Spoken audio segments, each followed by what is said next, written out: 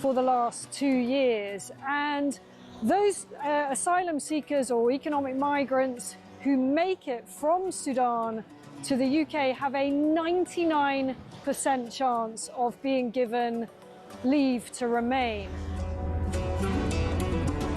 So I spent several hours talking to immigration chiefs here in Benghazi on the east side of Libya. The Libyan National Army has a very good grip on the immigration problem, albeit fighting against a huge crisis with limited resources.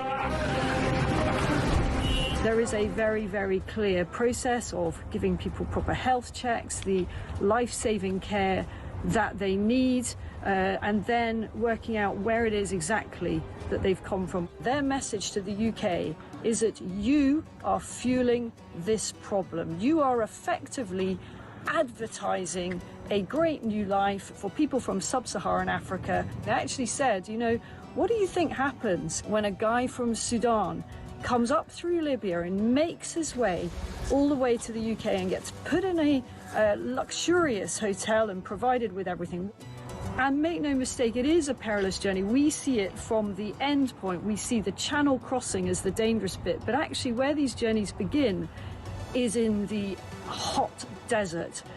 Many, many tens of kilometres have to be covered on foot by these migrants. And as many as 1 in 4 do not make it. That means bodies in the desert. The Libyan authorities are having to recover bodies in the desert. About the UK and how much awareness. Please understand the scale of what we are dealing with here with very, very limited resources. Once again, you know, people come in from charities, from NGOs, they use warm words, and the authorities here told me the only thing that we ever get is maybe a few toothbrushes and some nappies for the babies.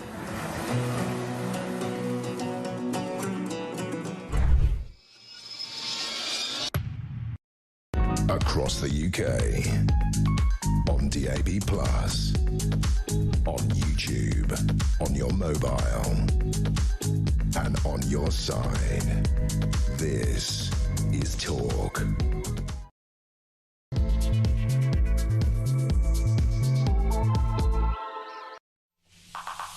Well, a very good morning. This is Talk. I'm Peter Cardwell here between now and 1 o'clock. Thank you so much for your company. There's so much to talk about this morning, including more details about the Egyptian activist and the fact that he's been given citizenship here and welcomed with open arms. Keir Starmer says he's delighted. We'll get into that with Colonel Richard Kemp. I just wonder if there's an intelligence element to this. Was he a spy giving us information from Egypt? I don't know. I don't want to be a conspiracy theorist about this, but I do think there's more to this than we are being told. Ala Abdul Al-Fattah. We will look into that a bit later as time goes on. Also, the gongs have come out today, and unsurprisingly, there are loads of celebrities who've been given their gongs. Now, Sir Idris Elba, Sir Tristram Hunt, who was an MP for a while and then ran a museum, they've been given knighthoods. Are they more worthy of knighthoods than Mervyn Kirsch? He's from Cockfosters in North London. He's a 101-year-old D-Day veteran, awarded the British Empire Medal, which is a prestigious thing, but it's nonetheless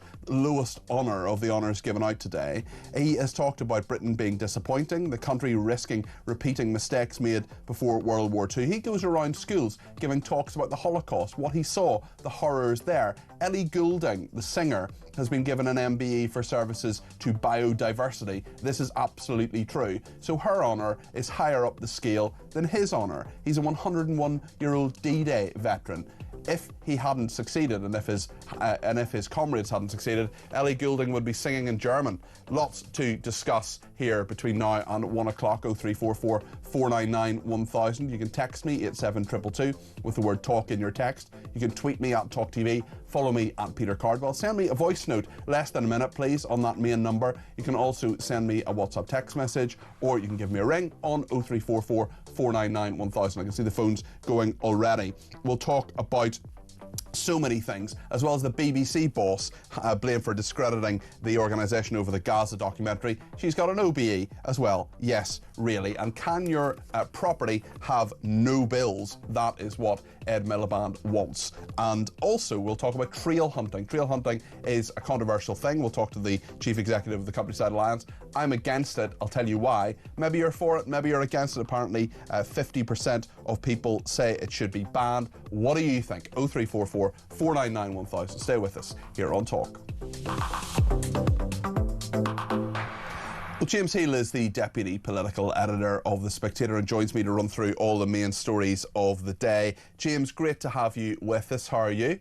I'm all good, thank you, Peter. Hope you had a good Christmas. Lovely, thank you. Very, very nice. Keir Starmer perhaps had a couple of days of respite, but now, of course, another scandal engulfing his administration. Alaa Abdel Al Fattah, who is this Egyptian activist, who's been given British citizenship, of course, under Priti Patel when she was Home Secretary. They say there were serious information failures over this. I did a quick Google, banging on about this, I've mentioned this a number of times. I did a quick Google about this and found an article from the Times of Israel in 2014 talking about the horrible things he said. A lot of this now coming to light. And now he said his official Facebook account liked a post which said Zionists are behind a campaign against him. So if he wants to say he's not anti-Semitic, why is he liking a post saying Zionists against Alaa Abdel Al Fattah were behind a campaign? People who merely think, if you're a Zionist, all it is that you think that Israel has a right to exist. That's it. Your thoughts on this, James? Yeah, I think that there's a number of different elements of failure here, one of which, of course, as you say, Peter, the information failure, which is that these articles and tweets were very public. It would have taken the Foreign Office 10 minutes to compile a dossier of something like this. So I think, first of all, there is that information failure. Second of all, I think there has been far too much suspension of critical faculties when it comes to analysing some of these claims. In 2021, there was a whole big moral furore to get these people involved in the Arab Spring into this country. No one actually checked their credentials. No one actually saw how viable those were. And I think a lot of people were sort of jumping on the bandwagon. So I think that the Foreign Office has questions to answer about how it's sort of vetting the people in. And then third of all, as you say, I mean, clearly this is someone who is not particularly contrite in what happened about him. So I think that this is going to be an issue, which is that we've had all these sort of mealy-mouthed statements from politicians saying he needs to apologise, etc. I mean, is that really sincere? Were his credentials to come here in the first place sincere? So, yes, I think it's going to be a story that's really talked over the next week or so, and one which exposes lots of failings. And lots of failings with lots of different MPs as well. Ian Duncan Smith, for example, the former leader of the Conservatives, who's usually pretty sound on these matters, signed the letter to get him back, as did Alicia Kearns, who's the chairwoman of the Foreign Affairs Select Committee. I mean, what on earth are these people doing? We pay them, we pay their researchers, for example, we pay an army of civil servants as well within the government to get these things right. This is a huge failure on many, many levels and across two administrations as well. I think there's two elements here, Peter, one of which is those two MPs you just mentioned, and a lot of them involved in foreign affairs, and they saw it through the prism of, oh my goodness, we have a moral right to get these people out. I think there was a similar dynamic at play during the Afghan evacuation of 2021, and I think questions in retrospect can be asked about how serious the risks to those people were. There's kind of echoes here of sort of the fears around the Viet Cong in the 1970s and the retribution they would wreak. Turns out it was nothing like that. So I think that it's easy to be wise with hindsight, but I think we should have had a bit of perspective at the time. And the second point, of course, in terms of these failures is about doing proper research and making sure that when you have these kind of MPs who there's a temptation to sign every letter, and it can be often have a motive case put to you. Actually, are you doing the research? Do you have to sign everything, or do you have to do more checks and balances before you go through and say we should give this person an amnesty or citizenship in this country? The gongs that have been given out, the New Year's honours, are controversial at best. Sir Idris Elba, he of course helps a lot of young people, and maybe he should be recognised as a knighthood, the right thing for him. We'll talk about that. And Charlotte Moore, the BBC boss, Lorraine, has been in touch and says this is a disgrace. She's given an OBE, deliberately misleading the British public by using and paying a Hamas minister's son for the discredited Gaza documentary. I'm sure she would deny that. A massive slap in the face for our Jewish community and licence payers, says Lorraine. Similarly, John Robbins, the Chief Constable of West Yorkshire Police, stated he wanted discrimination against white candidates to be legal when it was discovered that white British candidates are being blocked from recruitment under a plan by him to boost diversity in his force, the head of the National Trust as well, presumably for services to woke. What do you think about this, James? Well, I think it's just what we've always done, which is the establishment rewarding the establishment. Look, there's always some very worthy people. I think that this year there have been some of the more egregious blunders, but flicking through the list yesterday, it was just sort of a lot of the people who you'd expect to have, and I'm not sure they were particularly exceptional. Some of them, I'm sure they were hardworking, decent, but it's part of the contract, isn't it? It's that you will join the public service, you will get a gong, regardless of how well said public service. And Amanda Pritchard is the exact example of that. She was criticised by Select Committee twice for her bad running of the NHS. She steps down from the role and then, of course, gets a damehood. Yeah, I mean, that's how it sort of works. And I'm not saying it's a right system, but I think that it's just the establishment doing what it does. And so you join these great sort of big behemoths. You sort of go along with the consensus for a few years.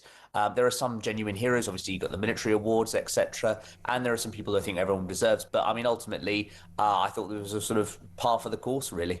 Yeah, no, I know what you mean, but there are a lot of our viewers and listeners very annoyed about this. Damon in Wigan says it just shows when, once again, more and more celebs are getting gongs than the ordinary people who do a lot for others, and there's no celeb worth more than any former armed forces veteran. So I don't know who picks these gongs. Thanks, Peter. Well, Damon, it's a very interesting point, actually. There's a whole panel, and I've actually nominated people for awards previously, people I think who should be given them, and I've been part of that process. Not successful, it must be said. But we have this D-Day veteran who's 101 who gets the British Empire Medal, and well done to him. And a British Empire Medal is a thing to be proud of, but it's not as prestigious or as high-ranking as an OBE, a damehood or a knighthood or things like that. Mervyn Kirsch from Cockfosters in North London being honoured for his school talks on Holocaust remembrance. I mean, I do wonder whether there is a very strong case, I would argue, James, for our surviving D-Day veterans. There can't be more than 100 of them. We were looking it up a little bit earlier. There aren't many of these people left. They would be around 100 years old. It is, of course, what, 81 years now since D-Day, yeah. 81 and a half years since D-Day. And the fact is that there will be not many of these people left. I mean, surely all those people should get knighthoods. If Idris Elba, if Tristram Hunt deserve knighthoods, well, surely they deserve knighthoods too. There's certainly a strong case for that, and also what they've done, I imagine, the 80 years subsequently. So, obviously you mentioned the veteran there who's sort of subsequently gone in and talked about the Holocaust. I'm sure many of these surviving men have done many great things, not just, of course, what they did on the 6th of June. Yeah, but since then, yeah. Absolutely, since then. So, yeah, I mean, there's a strong case. I can understand there's difficulties, in terms of scale when you have, everyone, a whole generation played their part in World War II. But as you say, with so few left, it would be good to recognise those who really sort of gave it their all and saw some horrific sights on the beaches of Normandy 81 years ago. Yes, absolutely. And another person says these so-called awards are now to Joe Public a joke, a farce, and becoming meaningless. I have no interest in anyone getting one. I want to ask you about another story, actually, James, which is in the front page of The Guardian today. 1 in 3 people believe Britishness is dependent on being born in the UK. This is a poll revealing a rise in ethno-nationalist approach to identity. The number of people who believe Britishness is something you're born with has almost doubled in 2 years, according to research that warns of an increase of ethno-nationalism in Britain. Although a majority of the public still believe being British is rooted in shared values, a growing proportion see it as a product of ethnicity, birthplace and ancestry, according to analysis by the think tank, the Institute for Public Policy Research. About 1 in 3 people thought a person must be born in Britain to be truly British, up from 1 in 5 in 2023. And supporters of Reform UK had the most extreme views, or the strongest views, I think is probably the best way to put it. The Guardian says extreme, I say strong, of any backers. 71% saying that having British ancestry was prerequisite for being truly British. I mean, if you talk about people being born in this country, you could argue, I mean, I think they're both British, and I think there's absolutely no argument to say they're both not British, but they're not both British. But, I mean, Boris Johnson, born in the United States, of course. Rishi Sunak, born in this country. I would call her saying Rishi Sunak isn't British. He absolutely is. There is no question about that. But very interesting that 1 in 3 people believe it's dependent on being born in the UK. What do you take from this, James? Yeah, I mean, 2 things. One of which, of course, I think is the danger about if you do extend the definition of citizenship, and obviously you look at the kind of mass migration we've seen in the past 20 years, the danger is that you then stretch it to such a point where you get the kind of counter reaction to that, which then people take a very kind of prescriptive view of what constitutes being British. I think the second point is, I sort of reject the analysis in that I think you can get those kind of places where, for Gibraltar, for instance, or, where the people say they're more British than the British, even if they're not necessarily. Yeah, I mean, when people call me Irish, I say, but by all means go to the Falklands and tell them they're not British. Precisely, yeah. And so the idea, and also you think about sort of, Peter, those kind of post-colonial places where people were born. Joanna Lumley, for instance, was born in India, brought up there, you know, and she's obviously very British. So I think it's too narrow a definition, but I'm not surprised people are questioning it at a time when I think that we are seeing a lot of kind of questions around nationhood and statehood and citizenry coming under attack, that people do kind of go to that quite sort of narrow definition of what it means to be British. James, thank you. As always, Happy New Year to you. James Heal, Deputy Political Editor of The Spectator. He's got a new book that he's writing at the moment on Reform UK. We will, of course, look at that and talk to James when it comes out in a few months' time. He's beavering away at that at the moment. Leslie's been in touch and says, are the celebrity lovies with egg on their faces going to apologise for the support for Al Fatah? Well, they absolutely should, Leslie, and thanks for your point on that. Mick in Wallington says, I'm surprised police chiefs like Sarah Crew did not get a gong for ensuring the anti-Semitic Bob Villan did not get prosecuted, says Mick in Wallington. Well, of course, it was her and the Crown Prosecution Service that had a hand in all of that, and she is the Chief Constable of Avon and Somerset Police. Mick, you're absolutely right, and I think that's certainly something that Sarah Crew will expect some sort of gong if she hasn't got one already. I've asked yet more questions of Avon and Somerset Police. I emailed them yesterday. One was a statement they gave me, which to me anyway did not make clear whether someone in Taunton in Somerset would be arrested, as you would be in London or Manchester, for shouting "globalise the Intifada" or chanting that. That answer to me from their usually pretty helpful press office actually wasn't clear, so I haven't got an answer on that just yet. If I get it by the end of the programme, I will of course bring it to you. And secondly, there was another question I asked them in regard to what will happen now, and particularly about the 200 people who they were questioned about whether they felt they were discriminated against by what Bob Villan said, and whether they felt it was a victim of a crime. They were a victim of a crime. I wanted some clarification around that. I'm not going to stop asking questions about why Pascal Robinson Foster wasn't charged. I think it's an absolute disgrace that someone who shouts "death, death" to the IDF isn't charged with incitement, especially when it happened at Glastonbury. I believe he's an anti-Semite. I've said that many times on air. I've said that on social media. That is my strongly held personal belief, and I have seen no evidence to the contrary. Plenty more to discuss. Thank you to Graham, who's given me a laugh this morning. Says it should be Peter Cardwell MBE for Morning Broadcaster of Excellence, says Graham from Bushy. I think the likelihood of me getting a gong is pretty low, it must be said, Graham. Unless it's a gong on the head if someone comes up to me and clatters me with a pan or something. Anyway, there's a lot more to discuss. We're going to talk about Ed Miliband planning to offer grants for solar panels and heat pumps worth up to £13 billion in an attempt to create zero-bill homes. Will your home be one of them? Stay with us here on Talk.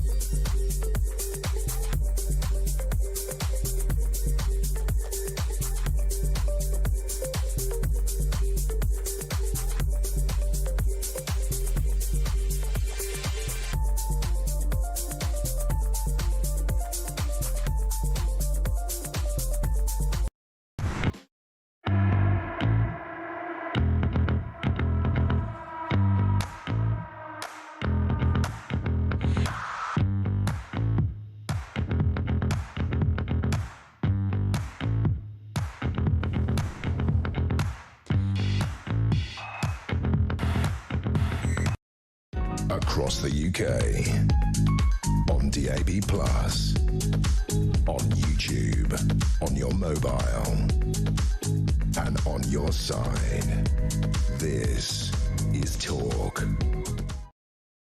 This is indeed talk. It's about 20 past 10 on Tuesday morning. There's loads to talk about, and I'd love to talk to you about it. 0344 499 1000. What does it mean to be British? Should you be born in this country? What do you think about trail hunting? Should it be banned, or is it an attack on the countryside way of life? What do you think about that? We'll talk about that a little bit later on.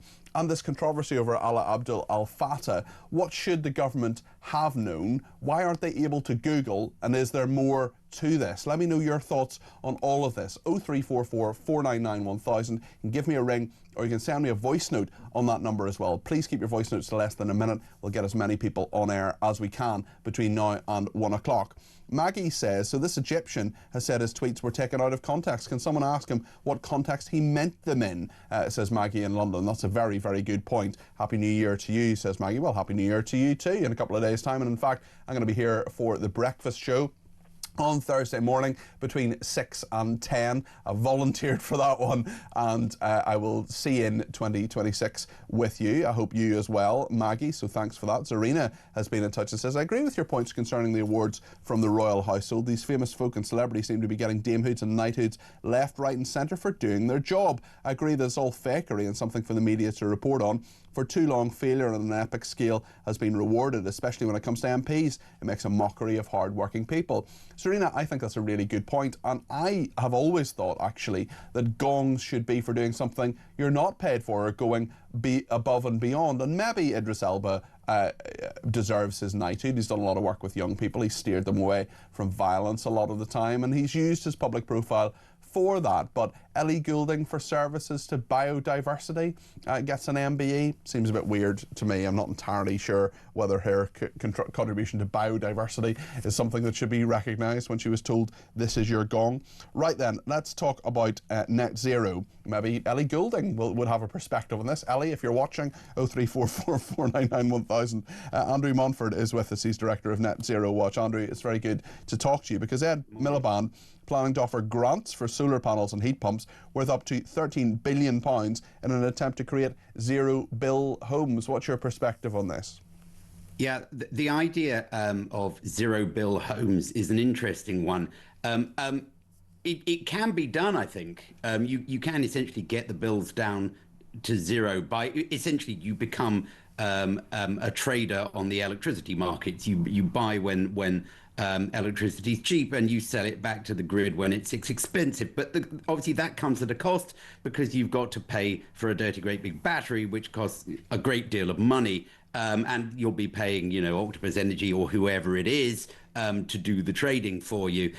The upshot. The thing I think people need to understand is that, to the extent that this program is successful, it simply puts everybody else's bills up, because somebody has to be on the other end of that trading. So it will be great for people who can afford the batteries. And for everybody else who can't, it will just mean higher bills. So this is just a further addition of cost to the electricity system, and it will be very bad for the country. So it's just another aspect of Ed Miliband's insanity, essentially. Why is it insanity per se, if there is some merit to this, do you think? But because overall there is no merit. Overall, it puts the costs of the system up. So we don't want ordinary people, poorer people, i.e. the people who can't afford the batteries, to have higher bills. We certainly don't want businesses and industry to have higher bills. Bills are already far too high. We have the highest electricity prices in the developed world, and Mr. Miliband's plans already are looking as if they're going to put them up by 30%. So this is now 30% plus. This is absolute madness. And although this Warm Homes Fund that Ed Miliband he says that billions will be spent on solar energy, battery storage and heat pumps, so actually subsidies people could avoid those high charges, could they not? Yeah, as I say, there will be grants, so the capital cost will be reduced. But your poor people cannot afford to fork out thousands of pounds for batteries, even after the grant. Businesses won't qualify. They will have higher prices. That will mean we will lose more businesses, more people put out of work. and you know, on and on it goes. You know, we just have to recognise that the way we're going, it's a catastrophic mistake, and you know, we have to stop it before it is an absolute disaster, which it will be before the next election, I believe. How many homes do you actually think, if this is implemented, will pay no energy bills at all? How realistic is that, do you think, Andrew? I had some discussions with Octopus Energy, who are pushing this zero bills home, and you know, they think that, you know, they can actually make it work, particularly on new homes, because you know, you can insulate the homes, and you can and build all the batteries and things as part of the build of the property.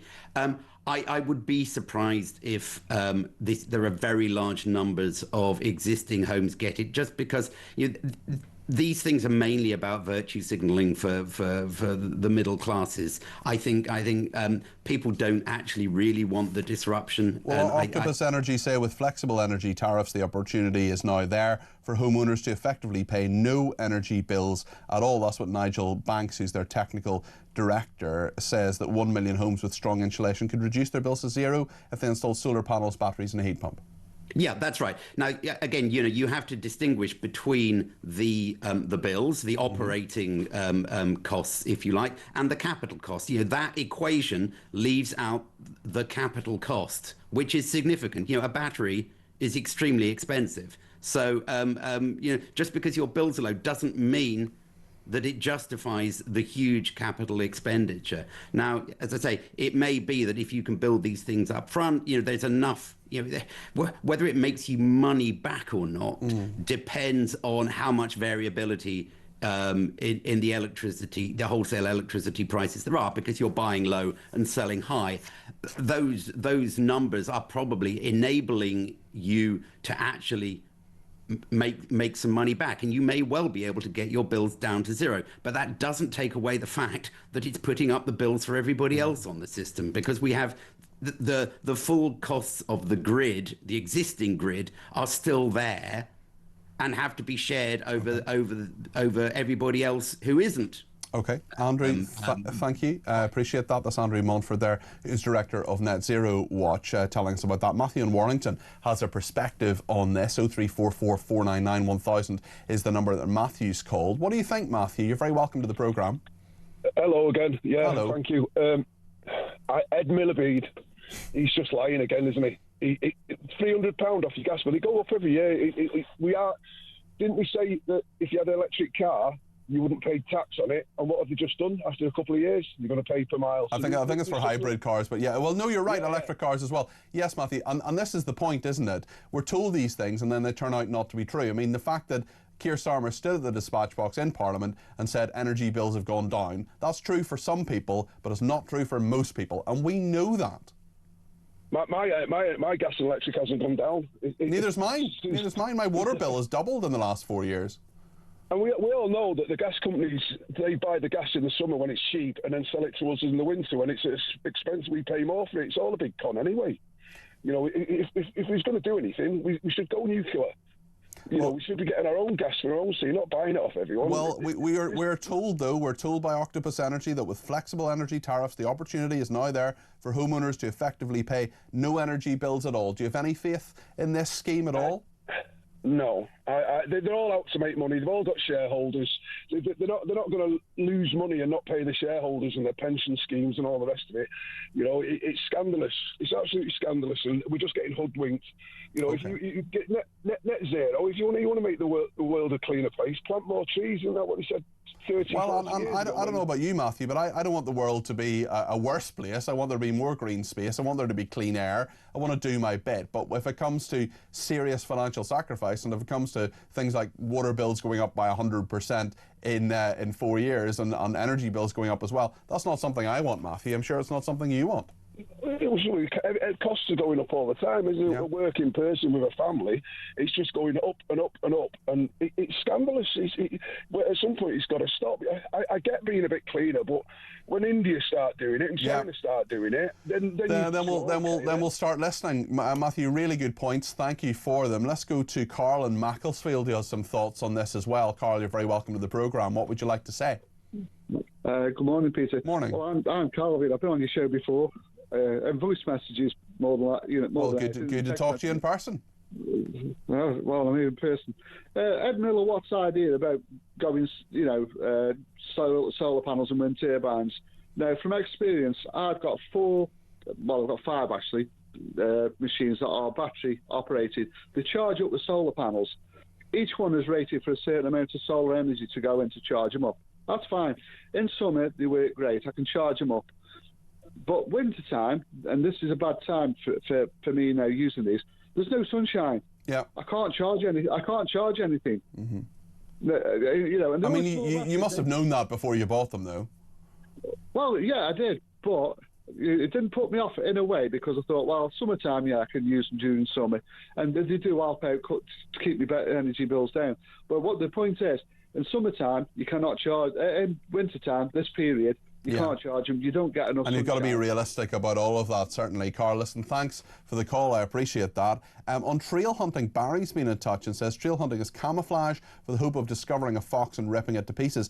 Any form of animal exploitation is abuse, and hunting is particularly abhorrent. We're going to talk about that a little bit later on. What do you think about trail hunting? Do you agree with Barry that it is just simply a camouflage for wanting to rip a fox's limb from limb in a horrible way? Sarah in Morden says this Britishness thing is like the trans debate. It seems anyone can identify themselves as British, which effectively erases British people. People with dual nationalities can call themselves British Pakistani or British Indian, for example, so they get two identities while I'm left with none because anyone can claim mine. Having said that, I'm English, not British. I'm English not because I was born here, because as far back as my family can be traced, we were all born here. It's my heritage, says Sarah in Morden. And Stuart in Tunbridge Wells has a thought on this as well. He says British citizenship is a birthright if you have a British parent and a line of ancestry. If you don't, then you're not British, but you should be able to earn citizenship by a contribution to Britain measured in tax paid, i.e. British citizenship is earned, never awarded.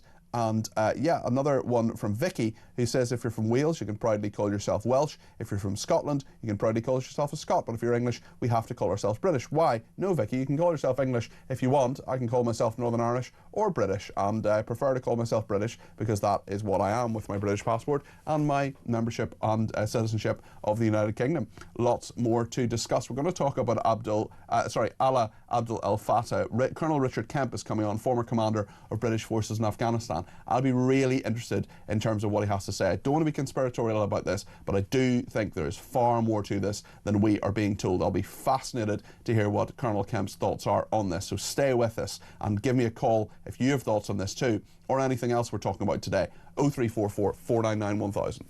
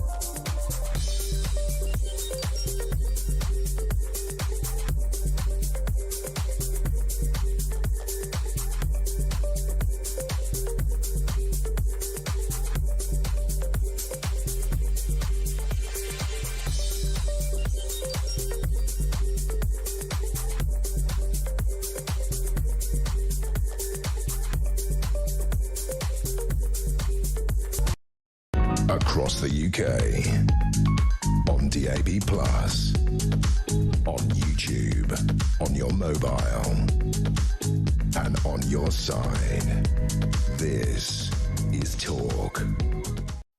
Thank you to Bob in Surrey, who's tweeted me to say, wouldn't it be more sensible to make solar panels on new buildings, including the 1.5 million new homes promised by Angela Rayner? Let me tell you, Bob, those 1.5 million homes have absolutely no chance of being built by the end of this Parliament. Some of them will, and that's good, and we do need more homes, especially in the south of England, but there are places where we don't, and I do think that there is a proper debate to be had about this, and I'm not sure we're having it. I also don't think the Labour government is being in any way realistic about it. It'll be very interesting to see what happens. But I want to talk about another serious issue for Labour, Alaa Abdel Al-Fattah is at the eye of this storm, and he is someone who has written and published some horrendous things, talking about the fact that he doesn't believe the Holocaust really existed, that it really happened. His Facebook account has liked a post which said the Zionists against Alaa Abdel Al-Fattah were behind a campaign. He's the victim of a Zionist campaign. Yvette Cooper has talked about a serious information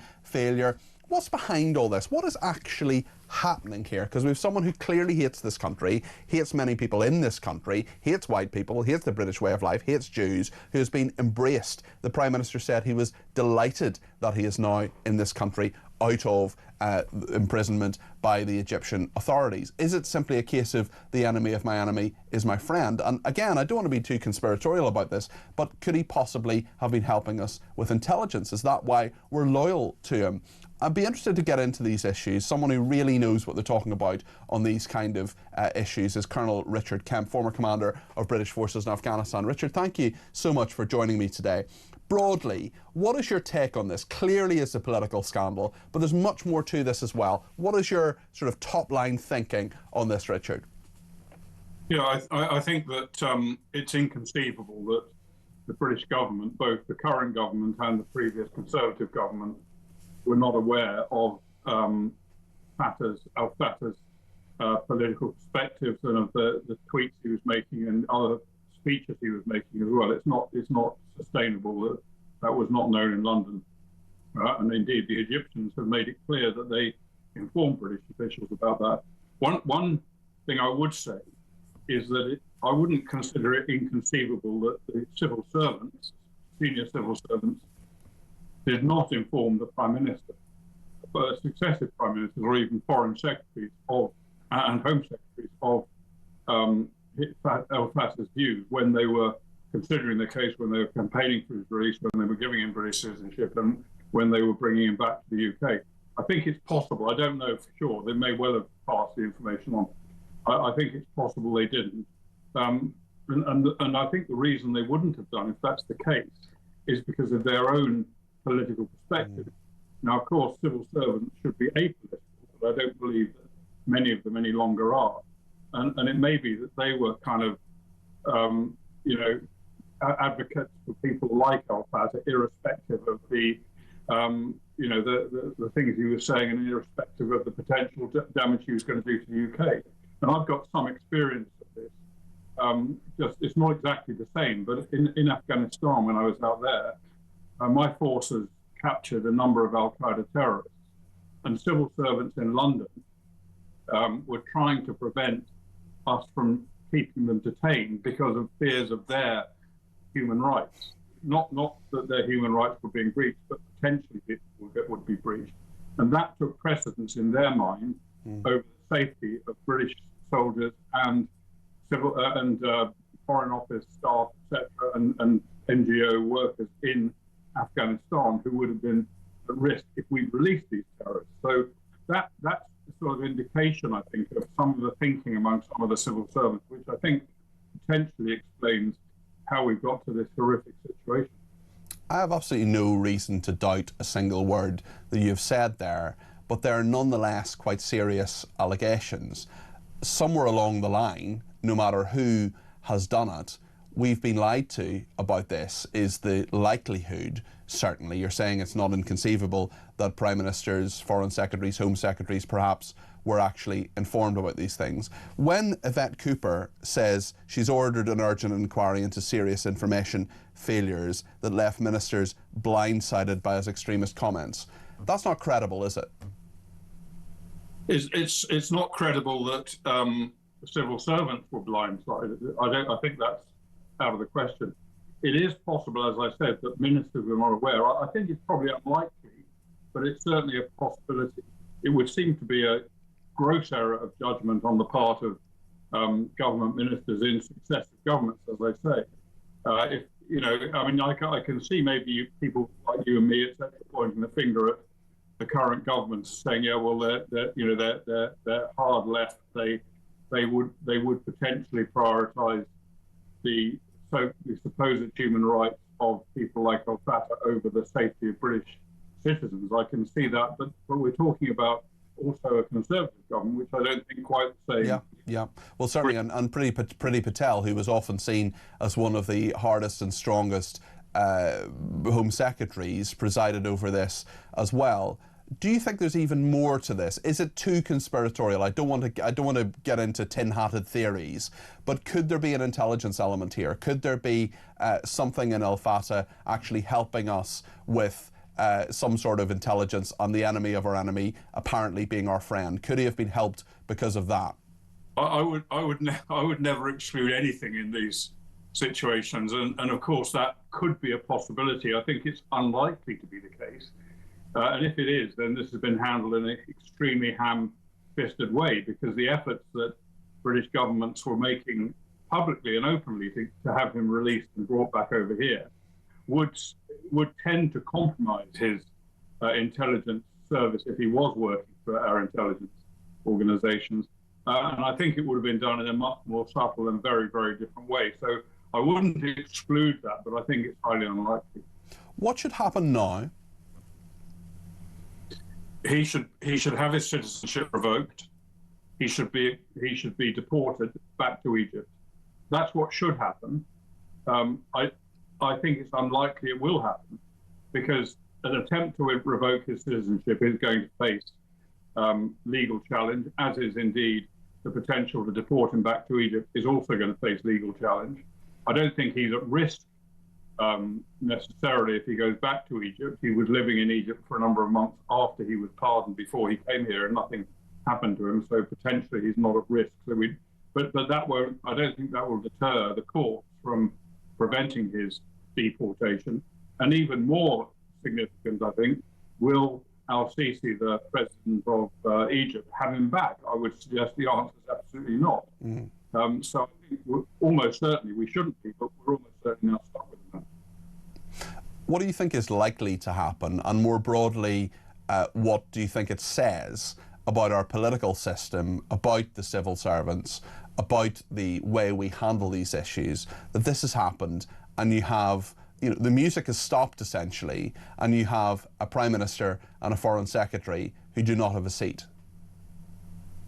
Well, what will happen, I think, is that he will remain here.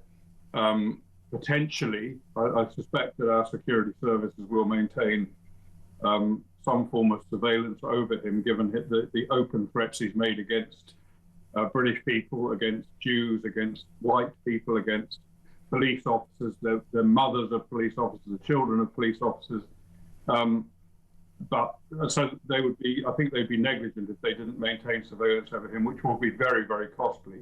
We will also no doubt be paying for his accommodation, for his welfare, for his upkeeping. This will cost millions to the British taxpayer. I have no doubt about that. As to the civil service, I do think this should highlight the reasons why there needs to be a serious review into the operation of the civil service, particularly on Home Office and Foreign Office civil servants.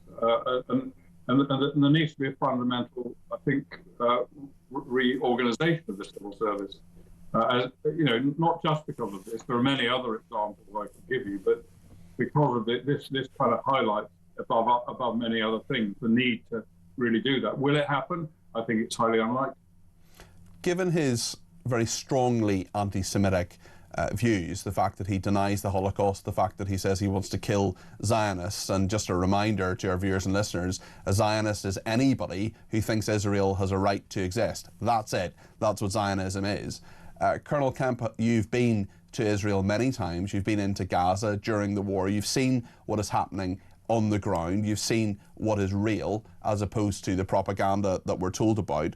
Given the level of anti-Semitism around the world, but particularly in this country as well, we have Mervyn Kirsch, who is a 101-year-old D-Day veteran, like you, someone who has given his life in service to this country, who says what's disappointing is the anti-Semitism that I see everywhere, hear everywhere, or read. He says he was 19 years old and was arrived in Normandy 3 days after the start of the D-Day landings. He sees it, we see it, we hear about it. Given that the government is embracing someone who is openly anti-Semitic, who I would argue is a danger to our country, how on earth can Keir Starmer say he's credible in his efforts, he says, to fight anti-Semitism in this country? Well, it is not credible. And, you know, I know many Jews in this country, as well as in other European countries in the US, who are very, very fearful for their future. And that has particularly been intensified during the course of the Gaza war over the last 2 years, when there's been intensive demonstrations called for globalizing the Intifada, in other words, terrorist action around the world, called for from the river to the sea, in other words, the eradication of the state of Israel, huge hate demonstrations against Jews, all of it which have been allowed to go on. We've seen the consequence of some of that in Manchester, and we saw it in Bondi very recently. And really, I don't think there's any no Jew or non-Jew, because non-Jews should be just as concerned about this as Jews are. Absolutely. And none of them can have confidence that our government it has a priority of protecting them. Quite the opposite, in fact. And there are many Jews that I know who are seriously considering leaving this country. Some have already left because of this hate against Jews that is intensified. Well, on a recent survey by the Campaign Against Anti-Semitism, okay, it's going to be a fairly select audience, but 61% of British Jews said they're considering leaving this country for Israel. So that absolutely stacks up with what you're saying. Just before you go, Richard, I just want to ask you one more question. The defence spending falling £8 billion short. Labour's been warned about that. And also Trump is saying that the US will knock the hell out of Iran if it tries to rearm. I just wonder what you make of those two aspects of defence policy and foreign policy that are around today. Well, I think we've seen, and again, it's not just this government, we've seen in successive governments their lack of willingness to prioritise defence and put enough money into defence. I'm sorry, I made a mistake. It's 800 billion short. Apologies, I made a mistake there. Right. So it's a huge amount of money. And yeah, as I was saying, I think there's a very strong lack of willingness to put money into defence because they don't see it as a vote winner. It's not just this government, the Conservative government as well.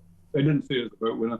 They didn't put money in, despite the extraordinary growing number of threats against us from Russia, from Iran, from North Korea, from, of course, China potentially as well. So now is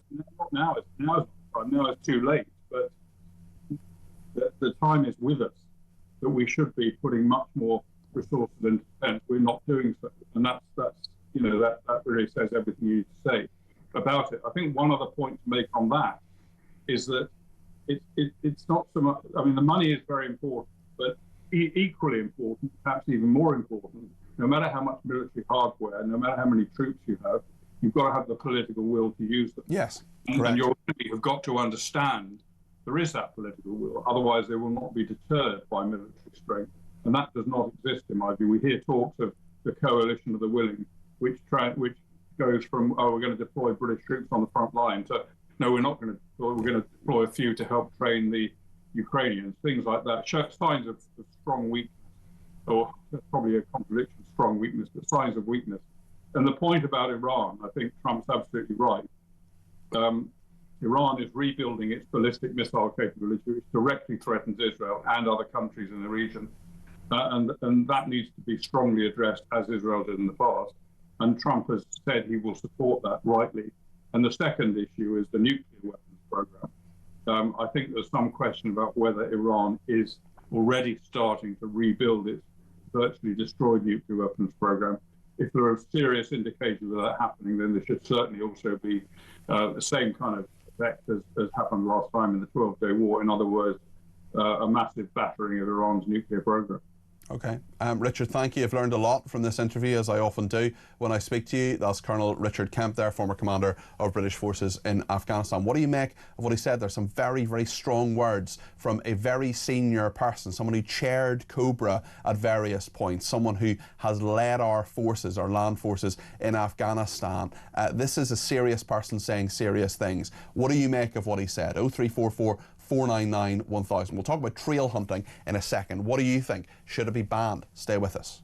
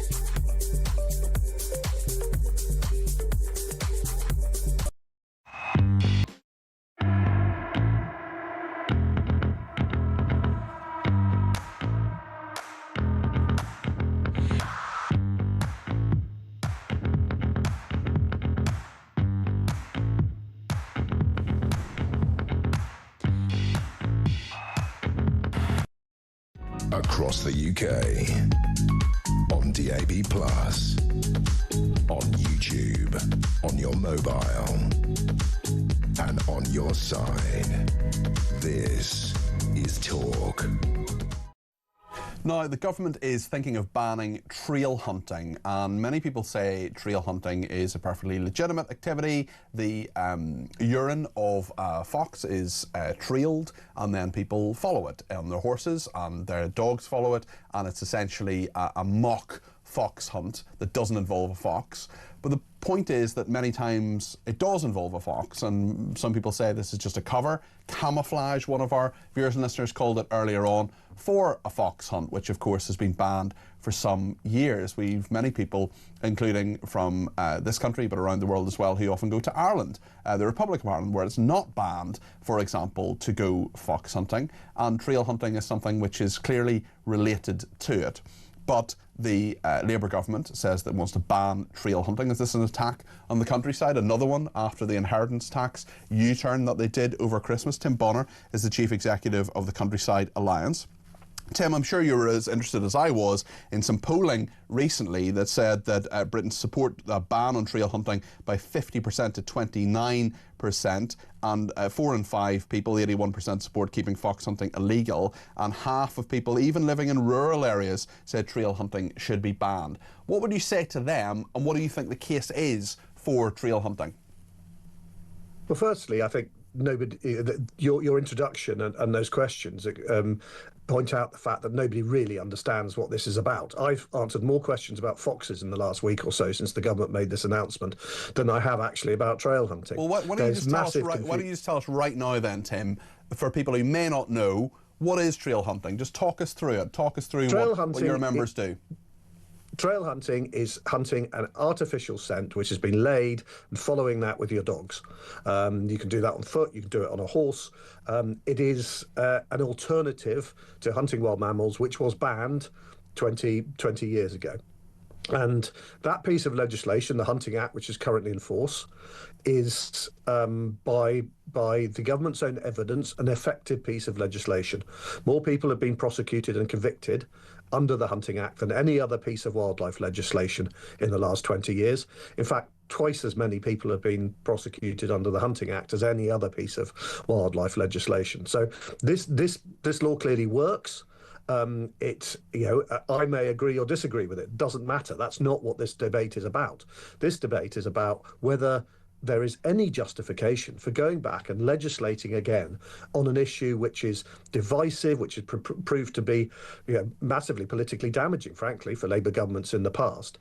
When there is a straightforward case to be made that if someone is pursuing a wild mammal with dogs, then they can and will be convicted. But there is a perfectly legitimate activity which doesn't involve foxes. But is it not the case, though, Tim? Hold on a second. Is it not the case? Sorry. Is it not the case, Tim, that trail hunts often result in a fox being killed? Because the dogs that are trained, that are hunting dogs, that is what they are. They often find a fox and kill that fox.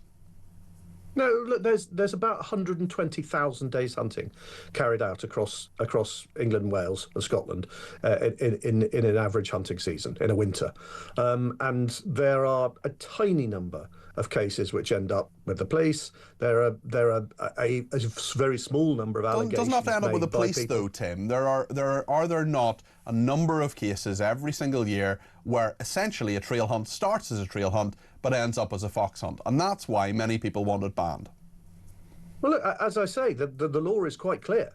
If you chase a wild mammal with your dogs, you're committing an offence, and it can't be said that law doesn't work, because there are hundreds of prosecutions which have been successfully brought under it. So why do you need to change it? Well, what is the problem? Because foxes keep getting killed, and if you have that's your case. If you have evidence of that, if there's evidence of that, people are convicted. Do foxes not get killed as a result of trail hunts? And people have been convicted of offences. Okay, that's exactly the same way as that's part of the argument.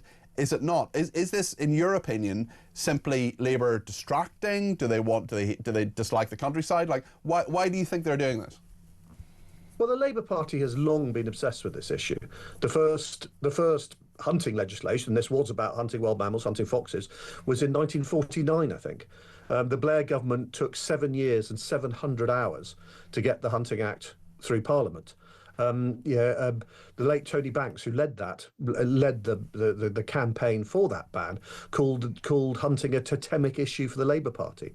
I mean, this is madness. This is a tiny activity. You could fit as many people who go hunting every Saturday, go trail hunting every Saturday. You could fit them all inside a championship football stadium, let alone a premiership one. It is utterly irrelevant in terms of rural politics and the politics of the country as a whole.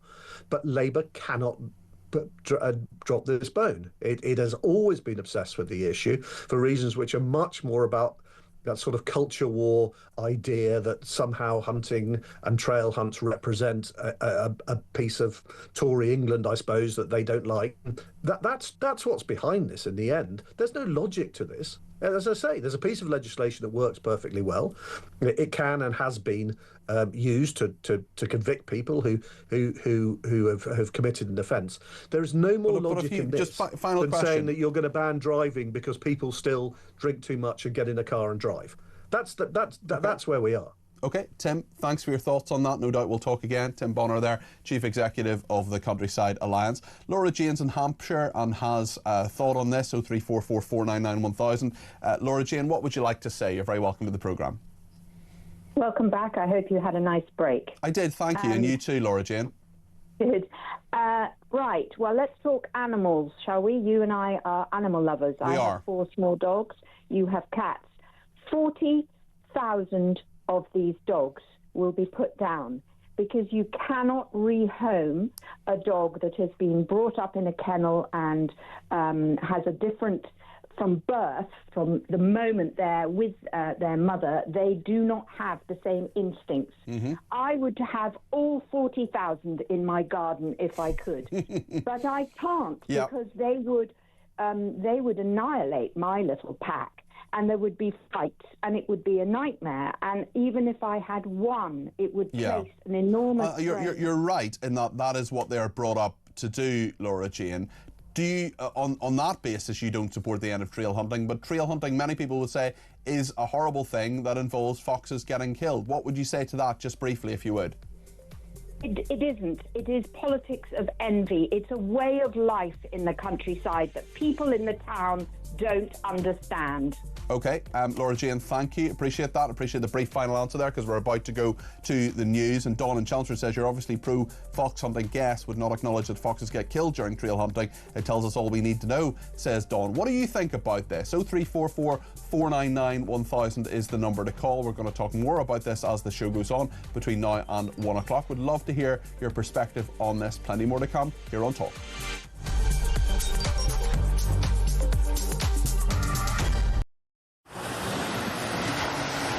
Libya has become a major transit route for refugees and migrants from sub-Saharan Africa, and many of them come through Libya dreaming of getting to the UK, particularly from Sudan, where there has been a civil war waging for the last 2 years. And those asylum seekers or economic migrants who make it from Sudan to the UK have a 99% chance of being given leave to remain. So I spent several hours talking to immigration chiefs here in Benghazi on the east side of Libya. The Libyan National Army has a very good grip on the immigration problem, albeit fighting against a huge crisis with limited resources.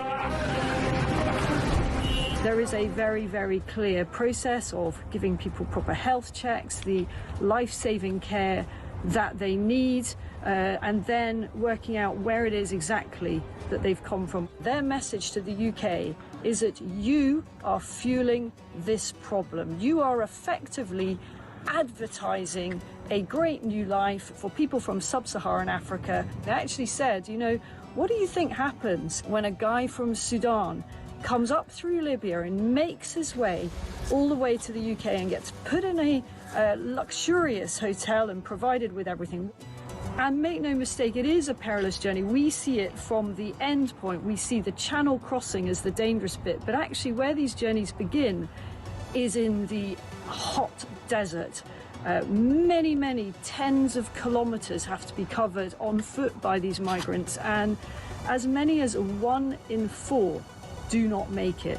That means bodies in the desert. The Libyan authorities are having to recover bodies in the desert. About the UK and how much awareness. Please understand the scale of what we are dealing with here with very limited resources. Once again, you know, people come in from charities, from NGOs, they use warm words, and the authorities here told me the only thing that we ever get is maybe a few toothbrushes and some nappies for the babies.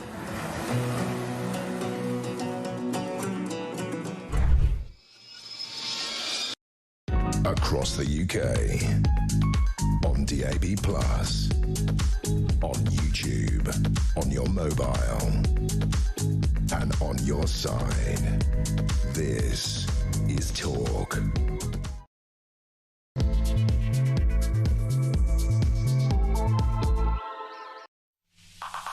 Good morning, this is Talk. I'm Peter Cardwell here with you right through until 1 o'clock. The extremist who's still welcome in the UK says Keir Starmer. He hates Britain, he hates white people, he hates Jews, but Keir Starmer says he is delighted that Alaa Abdel El Fattah is in this country. Yes, really, this is where we are. We're also talking about the New Year's honours and the BBC boss blamed for the discredited Gaza documentary. She's given an OBE. Ellie Goulding has been given a gong for services to biodiversity. Yes, really. And we have a 101-year-old D-Day veteran who talks about the Holocaust, goes into schools and talks about anti-Semitism. He's given the lowest possible honour. I mean, well done to him for his British Empire Medal, but seriously, could we not have given him something a bit higher up the ranks? We'll talk about the US threatening Iran, a new 9/11 coming apparently, and Ukraine, and fears at a barracks about migrants because British Army families have 300 illegal migrant men set to live at a neighbouring barracks. We'll talk about that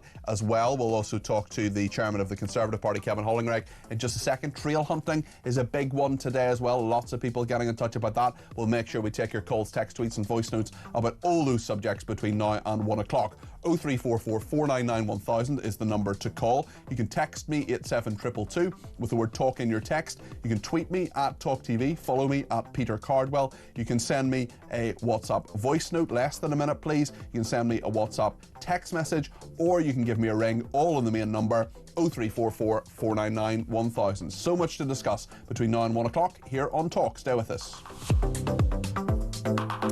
Thank you to Debbie in Lincolnshire. He says, I left a yard as they went hunting and the yard owner told me it was illegal to hunt with dogs to kill the fox. So they take a hawk who flies down, grabs the fox with its claw, and the poor fox bleeds to death. It's cruel. If Mr. and Mrs. Fox is killing your chickens, etc., shoot it. It's quick. Don't make it suffer. It's a rich person's sport. And as a horsewoman myself, I can proudly say I've never hunted, even though I love port.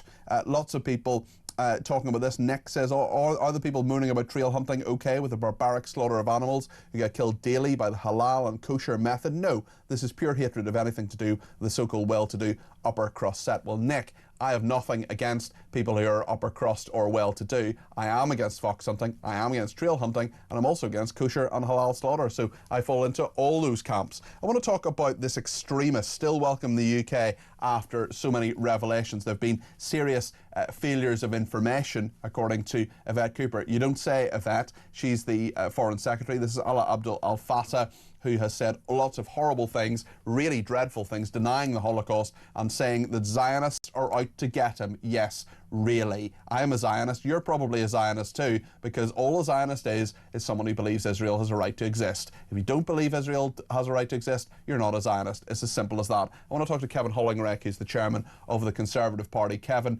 thank you for speaking to me today. I wonder what you make of this absolute farce. But of course, it's not just the Labour Party and the Labour government that has questions to answer over this, because he was given British citizenship under a Conservative government, under Priti Patel, the current shadow Foreign Secretary, when she was Home Secretary. Well, yeah, the system needs to be changed, Peter. There's no doubt about it. And it's cases like this that highlight these kind of problems. So when you identify that, you realise the law needs to change. But it's not just about the law, it's not just about the system, it's about a foreign secretary who let this happen. She's in your party. Why isn't she talking today? We haven't heard anything from her. Well, I was going on to say the law changed as a result of the European Convention on Human Rights. There was a case in the courts in 2019 when somebody challenged the right to apply the good character test to a potential British citizen. Somebody had a right to apply for citizenship here. And that good character test was removed, so therefore it became a process without reference and due diligence, all those things. That needs to change, and we have set out our case why we need to leave. It is still the case, Kevin. Kevin, it is. Hold on. Can I just make a brief point? A brief point, and that'll shut up. I promise. Okay. It is absolutely the case that Priti Patel, as Home Secretary, could have said this guy isn't getting British citizenship. That is a fact. I don't understand that is the case, not on good character grounds anyway, Peter. That law was changed in 2019 as a result of a ruling in the British courts, and that was based on a ruling based on the laws around the rules around the European Convention on Human Rights. That's as I understand it. We're not lawyers, Peter. I'm certainly not anyway. But the reality is, as I understand it, there were no grounds to refuse citizenship at that time. Nor do I think this case ever came across Priti Patel's desk or anybody else. You're right. I agree. And Kemi Badenoch has been very clear. This person should not be in the UK. Citizenship should be removed from them on the basis of what this person has said in the past, which is abhorrent. We need to change the rules. We said we will leave the European Convention on Human Rights to make sure we can apply British laws that we devise in Parliament and implement in Parliament. That's what we want to do to stop these kind of cases happening. Can I just clarify that it is your understanding that neither Priti Patel nor any of her junior ministers, immigration minister, security minister or otherwise, saw this case, was aware of this case, and it was civil servants who nodded it through? Is that your understanding? It's my understanding. There's huge number of cases come across. Yep, that's true. So I would think it's very unlikely that Priti Patel saw this case, but I don't know for a fact whether she did or didn't. Have you asked her? No, I haven't asked her. No, I haven't. Surely if you knew you were coming to do media interviews, it would make sense to give her a ring and say, did this come across your desk? Peter, I was asked to come on your show very late notice last night. I think it was about 11 o'clock we agreed to the interview. No, I haven't spoken to Priti today during this Christmas period. Okay, I would suggest that it would be good to know exactly what the case is, especially as this is a major issue of controversy. In terms of Yvette Cooper, she says there were serious information failings here. I went on Google yesterday. It took me less than 2 minutes to find an article from the Times of Israel from 2014 with some of this scumbag's views on white people, on Jewish people, on British people, on the British way of life. What should the government do now? Because it can be very difficult to deport someone, can't it? It can. And if you try to remove citizenship from this individual, he could challenge it in the courts, of course, which would be very costly to taxpayers. That's not to say we shouldn't do that or go down that route, but you've got to make sure you've got a strong legal case before you do that.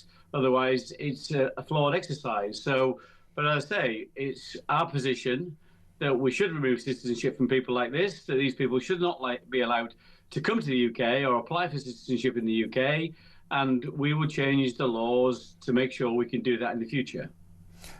What will the Conservatives now do about this? Will you be putting down an urgent question on this when Parliament returns next week? Oh, I'm sure that's the case. Again, we don't tend to talk about those things in advance because the Speaker doesn't like us to do that, but I would be astounded if there was not an urgent question or a statement on this case the first day back on the 5th of January. OK.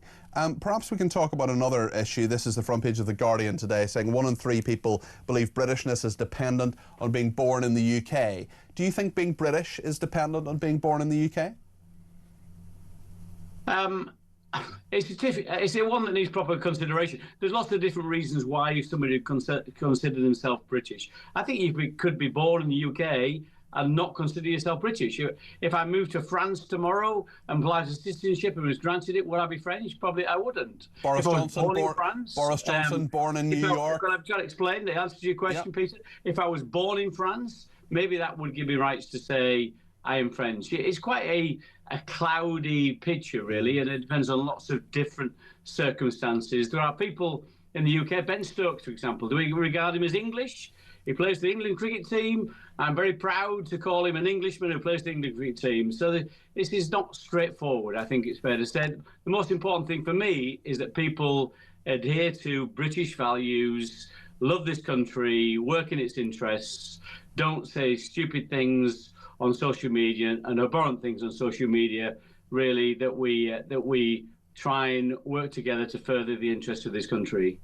I think all of that makes perfect sense. Boris Johnson, for example, the former Prime Minister of this country, born in New York. Joanna Lumley, as British as they come, born in India. The people in the Falklands, of course, they're totally British, 100% British, as we know. People fought and died to keep them British. They weren't born in the United Kingdom, they were born in the Falklands. So it is a very, very interesting matter, and one which we will continue to talk about on this programme. Can I say one thing about that, Peter? Sure, go ahead. I saw some of this survey, and some people in that survey, there's some respondents saying you couldn't call yourself British if you weren't white. That itself is abhorrent. And I think people should just consider what that would mean, how you would even judge that. It's horrendous to think that would be the criteria. There are other that should not be a criteria we ever apply. Yeah, totally agree with you, Kevin, 100%. There was one particular caller who rang me to say that he didn't believe that Rishi Sunak was English. Rishi Sunak, born in this country, English, a patriot, and was Prime Minister and served this country well, even though he had absolutely no financial reason to do so. He could sit on a beach in Los Angeles if he wanted to. He hasn't. He stayed as Prime Minister. I want to ask you about trail. He said as an MP, I should say. I want to ask you about trail hunting, because a lot of people are talking about that today. A lot of people have very strong views about it, talking about, for example, how it can lead to a fox dying. What's your view? Will it be an issue of conscience if it comes to a parliamentary vote rather than a party political vote, rather than the Conservatives saying one thing, Labour saying another? What do you make of this, Kevin? Well, I think it's very important to understand the distinction between trail hunting and fox hunting.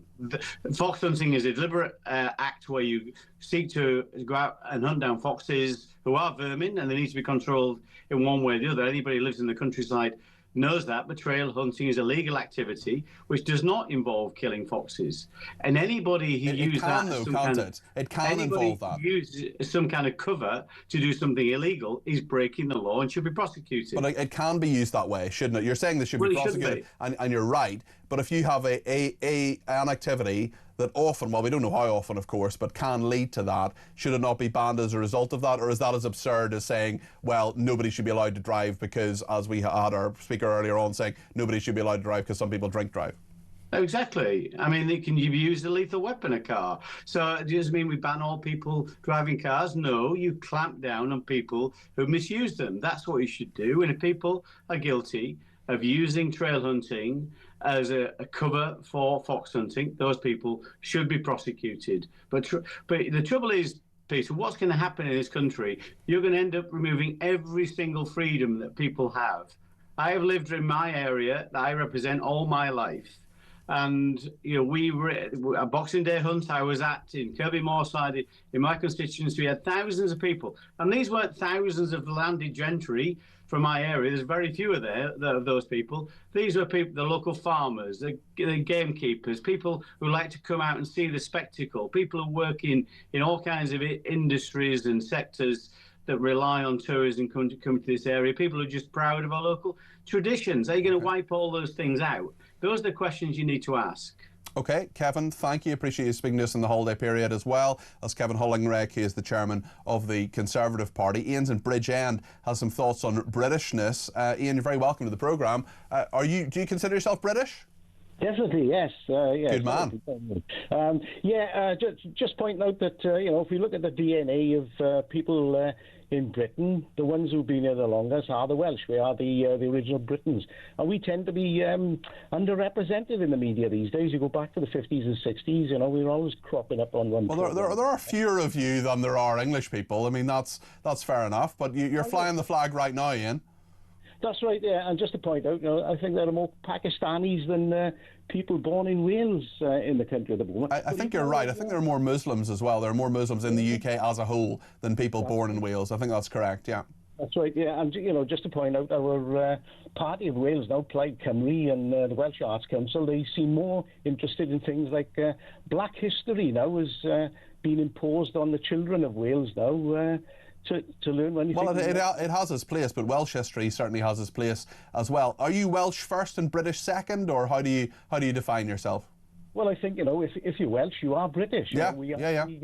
the oldest Britons in the country in terms of our DNA. But yes, definitely, I'm proud of the Union Jack as much as I am of the Welsh flag. But it is a point of concern when national institutions here in Wales are more concerned with the culture of foreigners than they are with the Welsh people, and we hope that people will be aware of this when they consider whether to vote for Plaid Cymru or Reform come the Assembly elections next year. Reform are all about Britain and the people that live here, whereas Plaid Cymru, they're all about foreigners. Let me ask you one final question, Ian.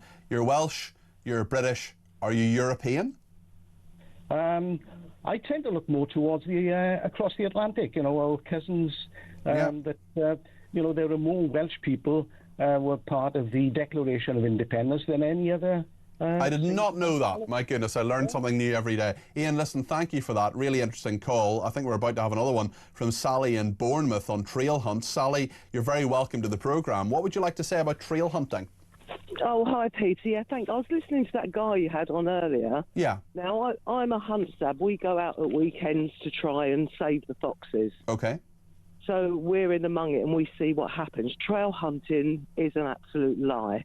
That's their way of this is my thought on this. I'm not a hunt saboteur. I do know someone who used to be one, actually, who's told me all about it. And I do worry that this is just a cover for the horrible practice of it totally is. I mean, don't get me wrong. I'm right wing, but I'm against animal cruelty. Okay. And we go out at weekends and we see what these guys do. And is that always the case, or are there trail hunts that are just straightforward? No, they're very, very rarely. I mean, we're out every weekend, a lot of us, and we follow the hunt. And we get attacked by these guys on their horses. They get off and whip us with their piece of do nothing.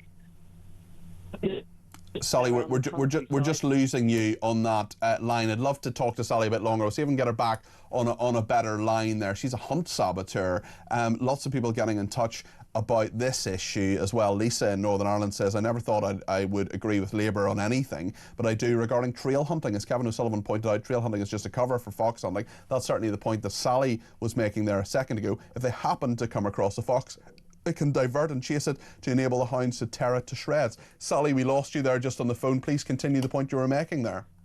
Yeah, and also what happens is when the foxes are trying to protect their young, the terrier men send the terriers down the hole to rip them out so they can throw them into the dogs to rip them apart. That's brutal. This is the fact. I see it every weekend. I'm there. Do you know what I mean? Yeah. This trail hunting, it is just a lie.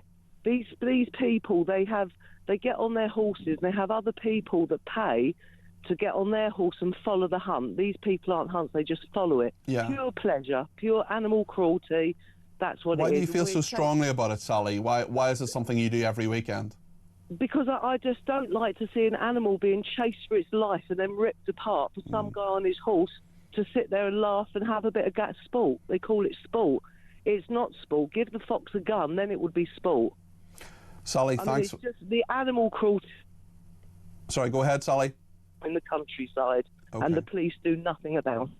Well, we do know that there are more convictions under the fox hunting legislation than any other part or any other bit of countryside legislation, wildlife legislation. That is what we've been told anyway by the Countryside Alliance. I'm sure that's true. Sally, very, very interesting points from you, and thank you for them. I am not a hunt saboteur, it must be said, but I do I have sympathy with what Sally says there, and I think that look, I'm not against the countryside. I've got a countryside background of people in farming in my family. I know that to many people this is a pursuit that they're happy with, but I just don't see if an activity leads to this, and if it more often than not leads to it, as Sally alleges anyway, well, surely that's just fox hunting by another name. What do you think about this? 0344 499 1000. David says, I live in a rural area of Kent, and humans kill more foxes every day in their cars than could be killed by hounds. John in Wolves says, great show as always. I don't have a view either way regarding trail hunting, but over 100,000 foxes get killed on UK roads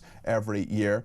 Fiona in Aberdeenshire says, leave trail hunting alone. This is pure class envy. If a fox inadvertently gets killed, that is indeed very unfortunate, and prosecution may prevail. But if you live in the country, they're seen as vermin, not cute fluffy animals you kill for the sake of it, i.e. they will demolish a flock of hens without bothering to eat one. Just leave them all dead and slope off, says Fiona in Aberdeenshire. Listen, I totally get that foxes are vermin, I get that, but is there not a more humane way to get rid of them? And on Britishness and Englishness, Matt says, my view is if you're British, if you're born in Britain, I feel the same way about a guy I know who says he's Scottish because his dad is Scottish, he's lived in England all his life and born in England, he is therefore English. Is Boris Johnson American then, Matt? Is Joanna Lumley Indian? I'd be very interested to hear, and I will ask our top team behind the glass to look. If you text in again, I'd be very interested to hear what you have to say. I'll ask the team to just look out for Matt. If he replies to that question, I'll read it out, I promise. More calls, text, tweets and voice notes coming your way. We'll also speak to Rafe Hadel-Mancu about the honours and the BBC boss given an honour, an OBE, after overseeing the discredited Gaza documentary. Yes, really, stay with us here on Talk.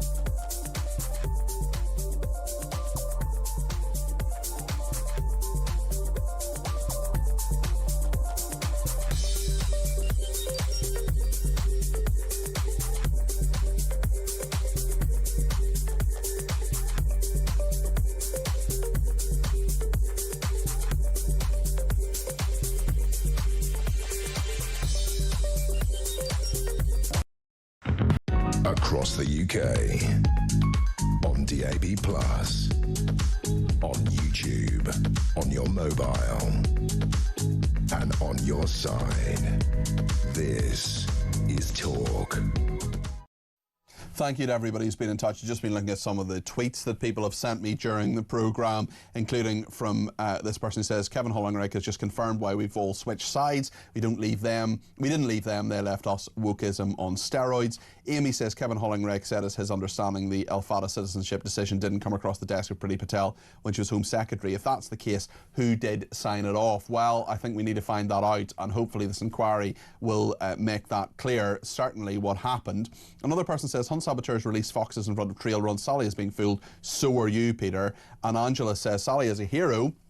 This is the Hunt saboteur who rang us a minute ago. I think she deserves a gong. I joined Labour initially due to them banning fox hunting. I'm really angry that Reform UK wants this barbarism to continue, says Angela. I don't think they're talking about bringing back fox hunting necessarily in Reform UK, but they are certainly against this ban on trail hunting, as are the Conservatives, as Kevin Hollingrake was making out there. You mentioned gongs there, and this is a big, big story today about the honours that have been given out, including to a BBC boss, Charlotte Moore, blamed for the discredited Gaza documentary, and the D-Day veteran who has been given the British Empire Medal. We're going to see if we can maybe talk to him tomorrow. We're going to see if we can get him on the air. He's 101 years old. This is a hero, Mervyn Kirsch from Cockfosters in North London, who talks about anti-Semitism. He goes into schools to talk about the Holocaust, and he says he's very concerned about rising anti-Semitism in the UK. He's been given the British Empire Medal, and it's a good thing that he has, and I'm delighted that his work has been recognised. But given that there are probably fewer than 100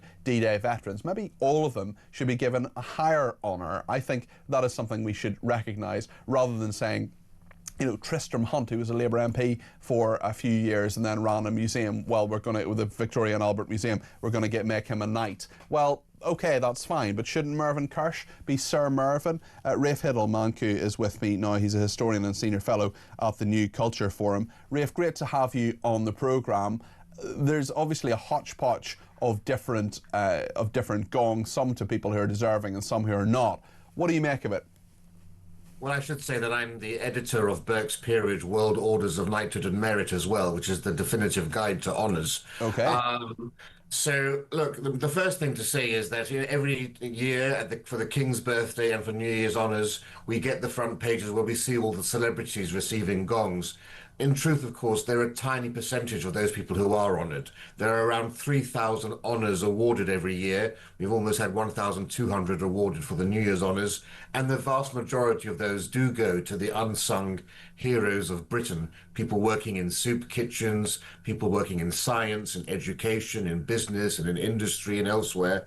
But of course, to increase publicity about the honours system, they do go to famous celebrities as well, knowing that that's going to get us talking about it. Unfortunately, with this honours list this year, it does seem as if the high-profile figures being awarded are being rewarded for failure.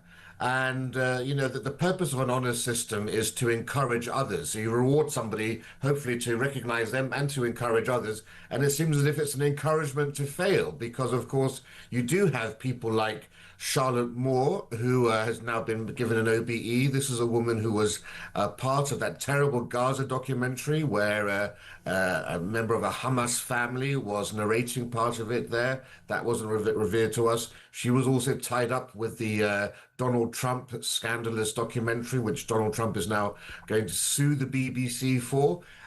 She's been given a gong. We've also had a gong is going out to a policeman, Robbins, is John Robbins from West Yorkshire.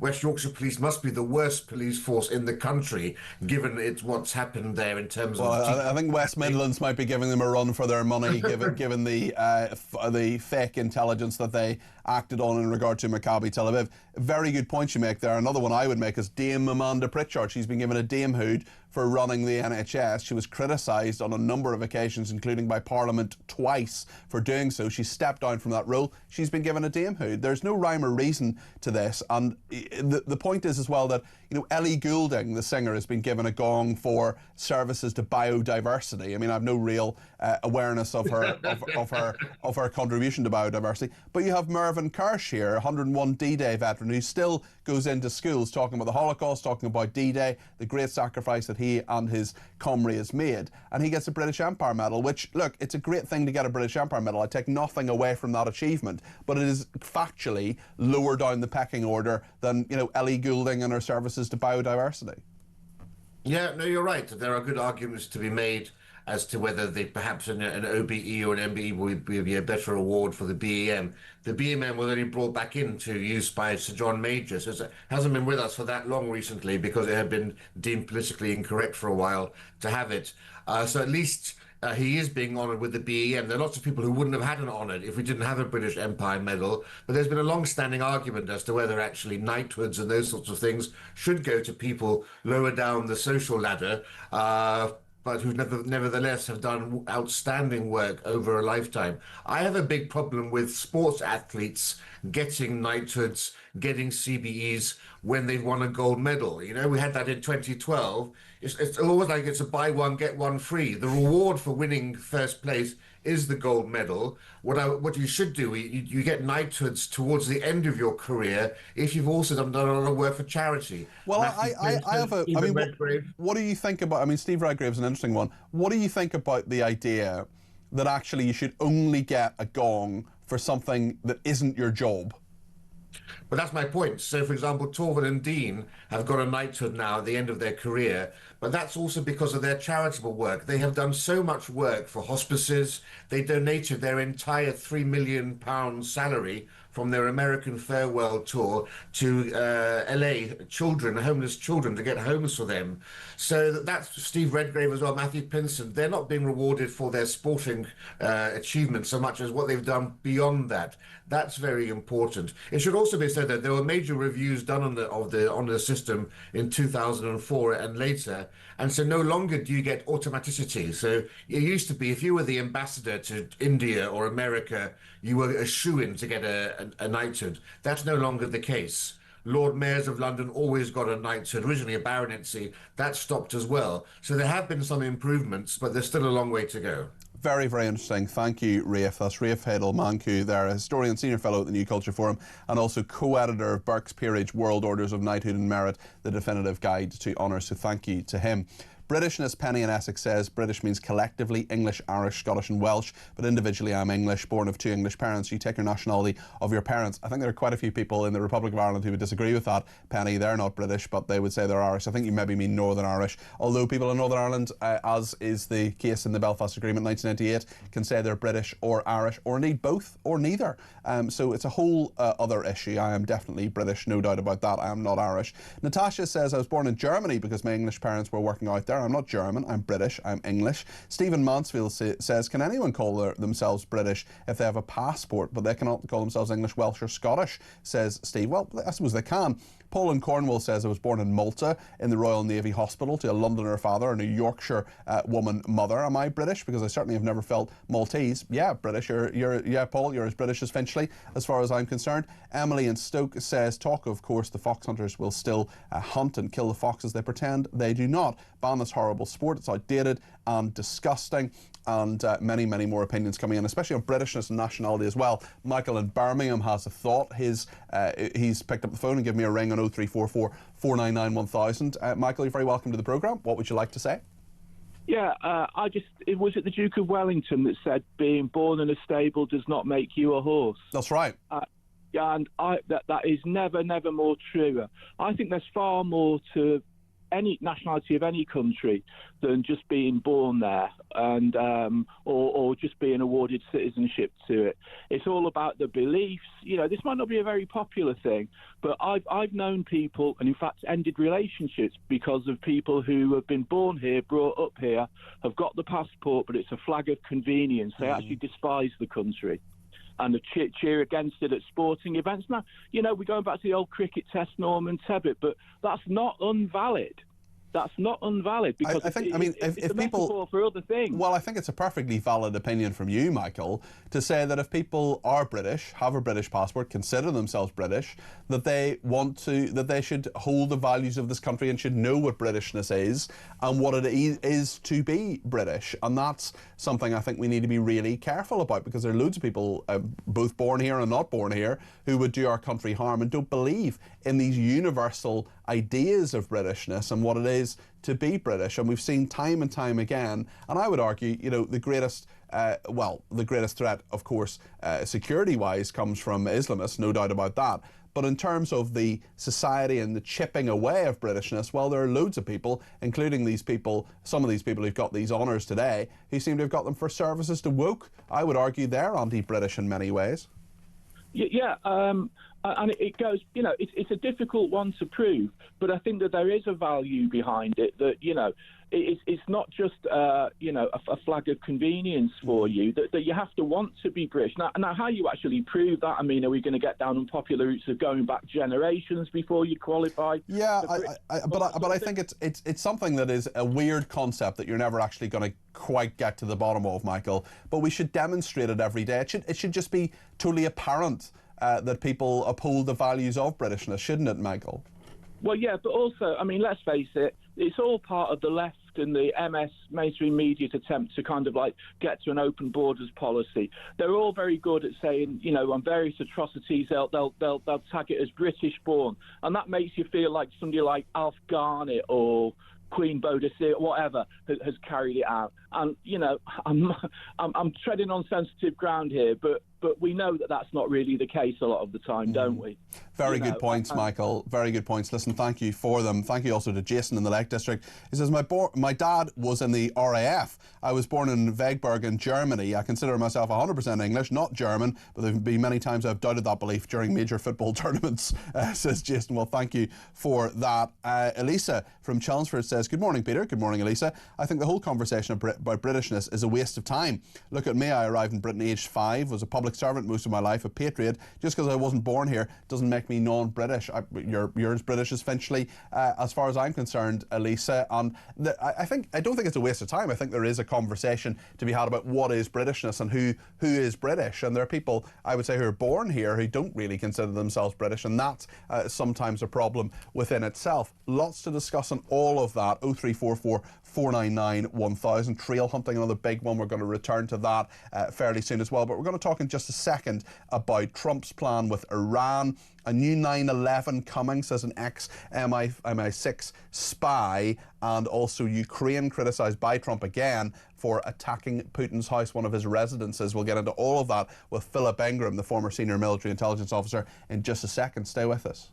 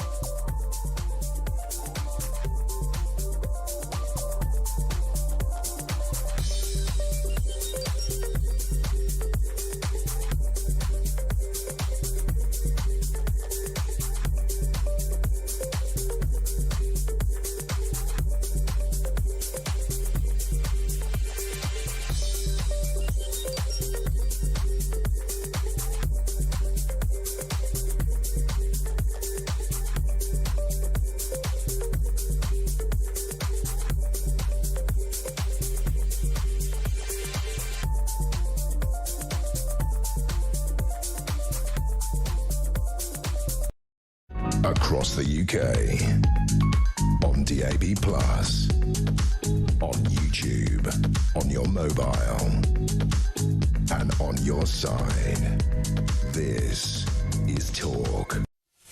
Well, thank you to everybody who has been in touch on Twitter. Just reading some of these messages during the break here. And Bob says, I suspect some political honours are awarded for failure, but to keep quiet on secrets, says Bob in Surrey. Well, I think that's probably part of it, certainly. They're used for all sorts of reasons, especially the political ones as well. Bob says, if Great Britain comprises England, Scotland and Wales and not Northern Ireland or Ireland, surely you're Irish and not British, says Bob with a clown symbol. Bob, you're the clown. Look at the Belfast Agreement. No, you're not a clown, Bob. I like you. And Angela and indeed Rodney the cat as well, who are members of your family. But yes, I'm afraid I'm as British as Finchley. And that's in the law. That's in the Belfast Agreement and the associated legislation. So there we are. Maddie says, if you're concerned about animal cruelty, can we talk about the millions of slaughtered animals, some unstunned, and kosher animals slaughtered every year, both halal and kosher. We have strict animal welfare laws in this country which seem to be worthless. Ali says, not that long ago, Peter, if you asked anyone about archetypal Britishness, many would have replied fox hunting. Even Mary Poppins has a hunting scene in it, although Mary helps the fox escape. Of course, that said, though, I hate all blood sports. It's interesting, the fox who speaks in Mary Poppins is Irish, so I'll just leave that there. Rosie says, leave the country to country people. And another person says, we had this argument earlier in the year, the difference between being British and being English. I think it all came down to historic cultural differences. And yeah, many more messages coming in. I'll read some more of those a bit later on. But speaking of people from Northern Ireland who are definitely British, Philip Ingram is with us now, former senior military intelligence officer. Thank you for joining me. Philip, lots to discuss. Good morning, Peter. Yes. Good morning. Hello. Including Trump saying the US will knock the hell out of Iran if it tries to rearm. He's also admonished the US president, Ukraine, for, as he puts it, attacking Putin's house. Just bring us up to date about all that has happened here and your view on it. Well, the Russians came out and said that President Zelensky had launched 91 drones at Vladimir Putin's house. That was just after Zelensky had sat down with talks with Donald Trump, and they'd produced this 20-point plan that was being presented to the Russians. This is another excuse, a typical Russian playbook excuse to walk away from the peace talks and to try and undermine Ukraine's position in it. Because interestingly, it doesn't fit the pattern of what Ukraine does. Usually, you don't think it's true? No, it's definitely not true. It's what is referred to as maskirovka. It's a Russian tactic for masking or providing disinformation. And there's been no evidence provided of it whatsoever, including from locals living in the town near where Putin supposedly lived, and supposedly 91 drones got shot down. Okay, very, very interesting. And but nonetheless, Trump appears to believe it's true, criticised Zelensky for this. Is he a victim of Russian propaganda in your view? Yes, he is. And for some reason, he keeps coming down on Vladimir Putin's side. And of course, Narendra Modi, the Indian leader, has just put a message out on Twitter suggesting support and condemning Ukraine's attack on Putin's residence. The attack didn't happen. This is being used as an excuse for Russia to become more hardline on the peace talks that are happening, and potentially to carry out an attack of their own into government centres inside Kyiv. It's a very cynical and classic Russian playbook approach. I wonder what you make of Trump talking about Iran, saying it will US will knock the hell out of Iran if it tries to rearm. Is this sensible policy from President Trump?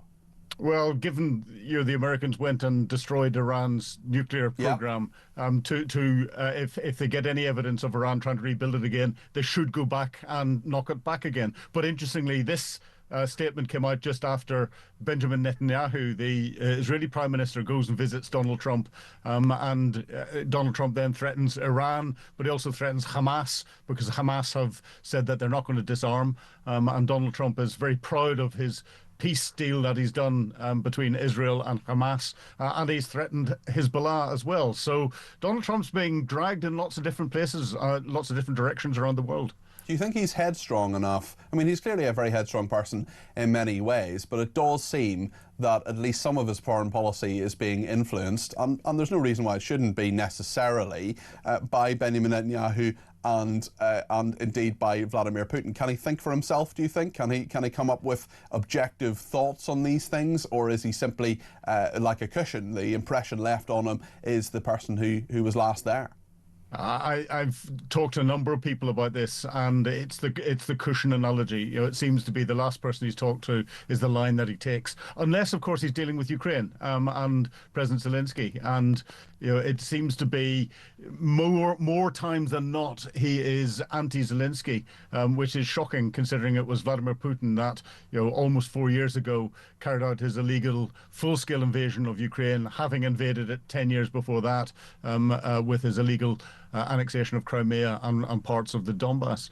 So Trump is biting off more than he can chew. He's focusing on too many different things. Tell us your thoughts on this former MI6 spy who says a new 9/11 is coming any day from the hundreds of Al-Qaeda sleeper agents ready to unleash carnage in the UK. We have, for example, the Muslim Brotherhood, which isn't banned, isn't a prescribed organisation in the UK, which is pretty astonishing. Yeah, Muslim Brotherhood should be prescribed in the UK. Eamon Dean, I know very well. He is a personal friend. And when Eamon sits and puts a warning out, we should all sit up and listen. And there have been reports over months of individuals associated with terrorist groups coming across the channel in small boats. That's not saying the majority of people coming across are related to terrorism, but there are some that are coming in, and there's some that are in the country, and they will be forming sleeper cells. I know MI5 is extremely concerned about this, as is counter-terror police, and so far to date they managed to keep on top of the majority of the threats. But for Eamon to come out with this now, I'd redouble our efforts to try and mitigate the very real threats that are amongst us. Philip, thank you. Philip Ingram, MBE, former senior military intelligence officer, joining us this morning. Jackie's in Dorset and has given me a ring on 0344 499 1000 about this trail hunting issue. Lots of people want to talk about it. Jackie, you're very welcome to the programme. What would you like to say? Good morning, Peter. Good morning. Good to talk to you again. And you too, Jackie. Right, first of all, I'm the daughter of a Northumbrian farmer. Okay. I'm going back to the 1960s, where my father banned the local hunt from coming on our land. Right, that's interesting. And why did he decide to ban the local hunt? What was his thinking around that? Well, at this time of year, some of the youth could be pregnant. And the hounds worried the sheep. They scattered the sheep. They scattered the cattle. Yeah. And one day they got on the land. The hounds got on the land. And one of our border collies, who, you know what border collies do? They're all in all sorts of poo. Yes. And they tore one of our dogs apart. Right. Dad banned them. Yeah. Which was very difficult. Well, it caused us lots and lots of problems. Yes, I'm sure you weren't very popular. And was your father worried about the welfare of the foxes as well? I'm sure they caused him a lot of. I'm sure they caused him a lot of problems, though. Well, no, because if the foxes got into the hen coop, it was our fault for not locking the hens up properly. Right. You know, and he believed that wild animals had a right to live. Yes.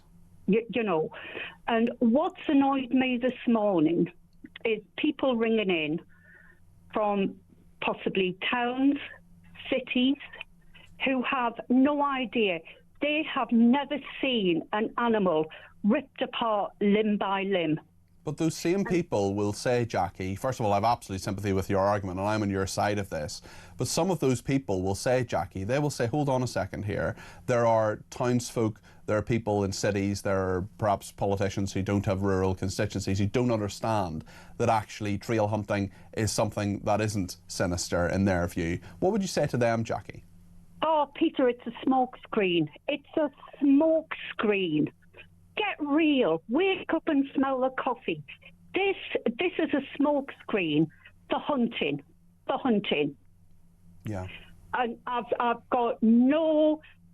I make no apologies for saying this. You know, they're using it by alternative methods.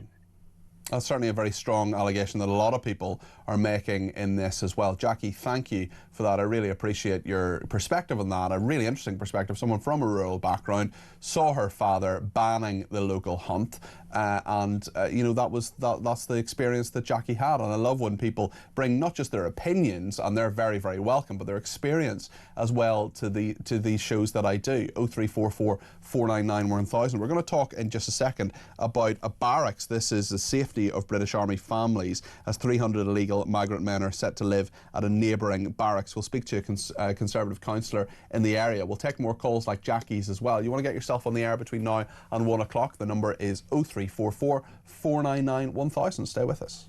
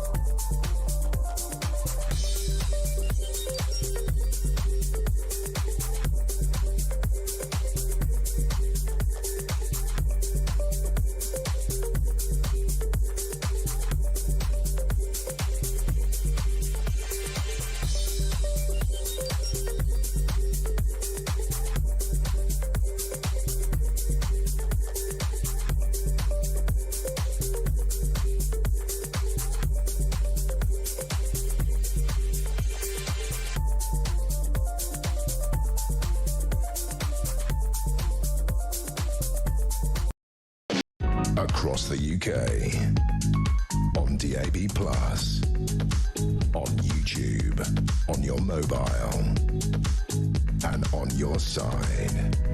This is Talk.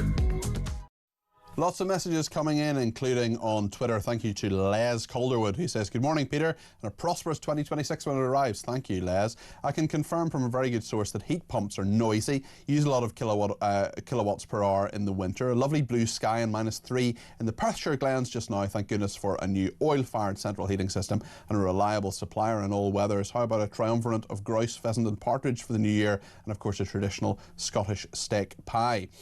Ted says, being British means cheering when somebody drops a glass in a pub. I think that's probably a good test. And London Oil Trader says a grant to get triple glazing into older houses, far more important than heat pump grants. And another person says, who knows what it means to be British anymore? Sadly, it's something I reflect on often. I'm not sure how I would describe being British anymore. Not even sure you'll be allowed to say you are in a few years without repercussions. Well, let's talk about migration now and fears raised over the safety of British Army families as 300 illegal migrant men are set to live at a neighbouring barracks. We've got one of the councillors from the area with us now. That's Isabel McKenzie, who is a Conservative councillor in the Inverness Milburn ward, which is part of Highland Council. Isabel, thank you for joining me on the programme this morning. Maybe you can just tell me your thoughts around this and your worries, especially for those brave men and women who are part of the military barracks who are there. Hello, Peter. Thank you. Well, yes, I think up until now, Inverness with the Cameron Barracks, it's all been around the actual barracks. It hasn't really been about the most concerns is the community, the engagement. But in particular, we have right next door adjacent is the military families, and they are the Three Scots, the Royal Regiment, Scottish Regiment. So it is the concern that the Home Office has had a total lack of radio silence, really, with Highland Council. I've tried communicating with them, and I'm very grateful to Chris Philp, MP, for raising this through his letter in a meeting. He's the Shadow Home Secretary, so he's talking about this and saying that it's something that in his view shouldn't happen, because of course there have been a series of horrific sex attacks on asylum seekers. There must be worries from the people in your ward that this something like this could, God forbid, happen there. I've had majority of people in touch have been women, and have been concerns about their families, their children. It's the fact that we're looking to place up to 309 unknown men, and this is the question that often comes across. It's the men. We don't know their background. There's no proper checks. Without proper consultation, risk assessment. We've had very little input from risk assessment, and also the planning around the building. It's a historical building. The engagement has just been simply inappropriate. So you're just trying to get basic answers out of this. Who's going to be there? When are they going to be there? What are the safety measures in set in train? Can you tell me as well just the geography of this? Is it literally one's beside the other? Yes, we have a series of hills in Inverness. It's an interesting landscape. We're right by the Murray Firth, the sea, and up until literally the history of Inverness is until the sort of 17th century, you came by sea. So across land was a total, Amazon. It was you wouldn't have been able to manage it. But the Cameron Barracks are on a hill. Everything is to do with sort of protection and everything. But the adjacent, literally through a fence, which is also the rear gates to the barracks, where all the traffic does go through from the last few years. We have got this housing estate with particularly my concern is with the military wives, the families. You're talking about serving personnel who have defended us across the globe, and they are really concerned and worried that there's been no risk assessments, there's no been update about the security for that surrounding area. And I feel that the Home Office has failed to provide this basic reassurance or transparency, and it's actually not helping the community. If you got that reassurance on that transparency, is there any set of circumstances, Isabel, where you would be happy for these people to be in your ward?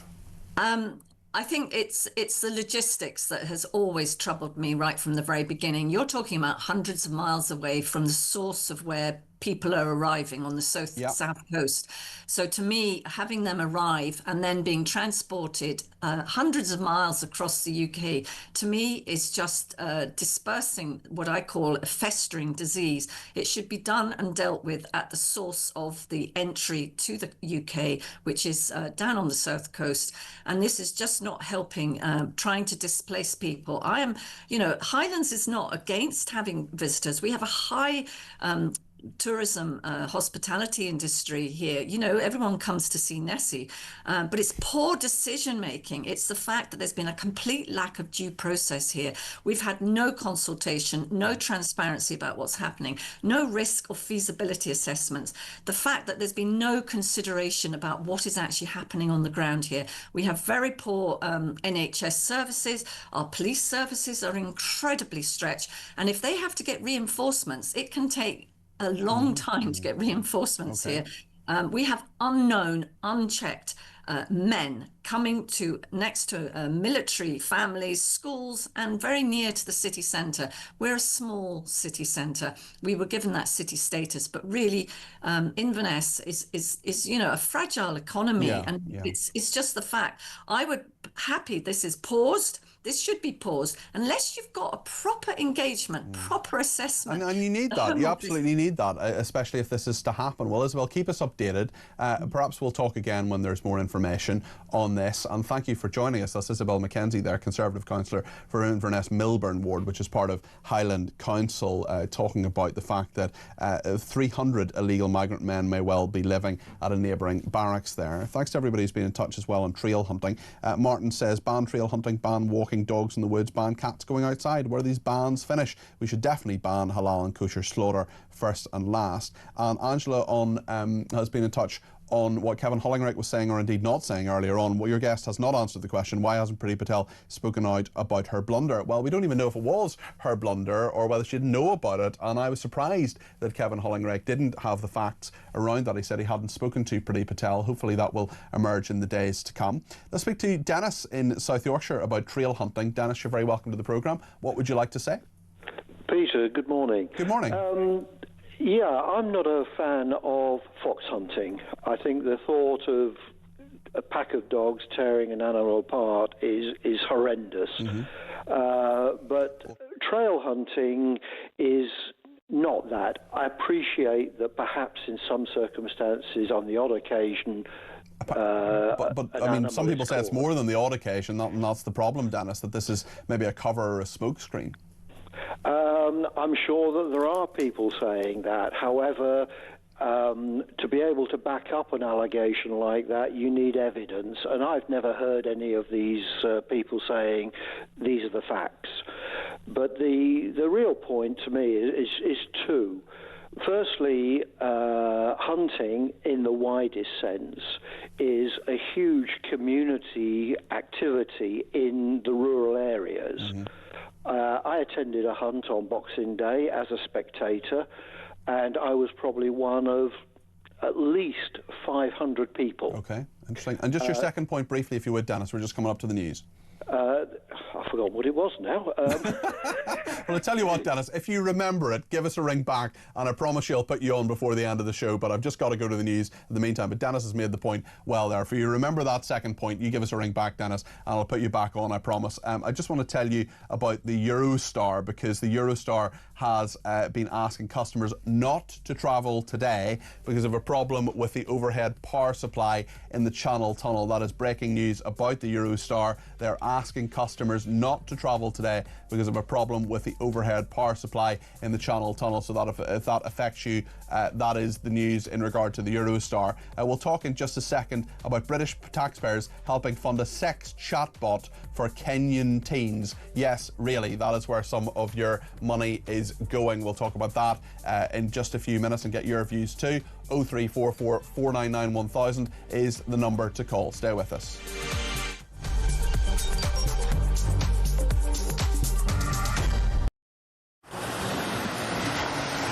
Libya has become a major transit route for refugees and migrants from sub-Saharan Africa, and many of them come through Libya dreaming of getting to the UK, particularly from Sudan, where there has been a civil war waging for the last 2 years. And those asylum seekers or economic migrants who make it from Sudan to the UK have a 99% chance of being given leave to remain.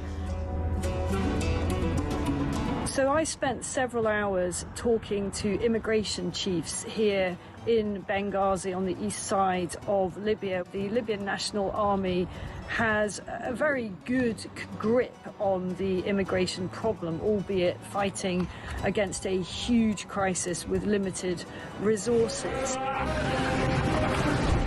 There is a very, very clear process of giving people proper health checks, the life-saving care that they need, and then working out where it is exactly that they've come from. Their message to the UK is that you are fueling this problem. You are effectively advertising a great new life for people from sub-Saharan Africa. They actually said, you know, what do you think happens when a guy from Sudan comes up through Libya and makes his way all the way to the UK and gets put in a luxurious hotel and provided with everything? And make no mistake, it is a perilous journey. We see it from the end point. We see the channel crossing as the dangerous bit. But actually where these journeys begin is in the hot desert. Many, many tens of kilometres have to be covered on foot by these migrants. And as many as 1 in 4 do not make it.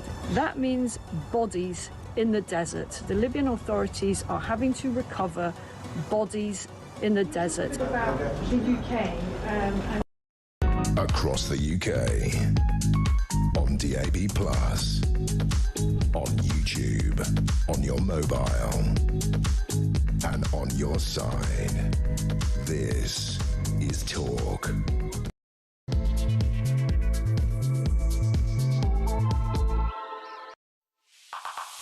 British taxpayers are helping fund a sex chatbot for Kenyan teens. Your taxpayers' money is going towards the development of an AI sex chatbot for Kenyan teens. Yes, really, that's just one of the stories of the ludicrous foreign aid, including a £52 million road to nowhere through the Amazon and a push to stop ocean plastic pollution in African countries. Just a slight issue, they're landlocked. Yes, really. We'll talk too about the extremist still welcome in the UK, says Starmer, despite the horrendous problems, severe delays on the Eurostar trains. We'll talk about that too. Simon Calder will speak to us, the travel guru.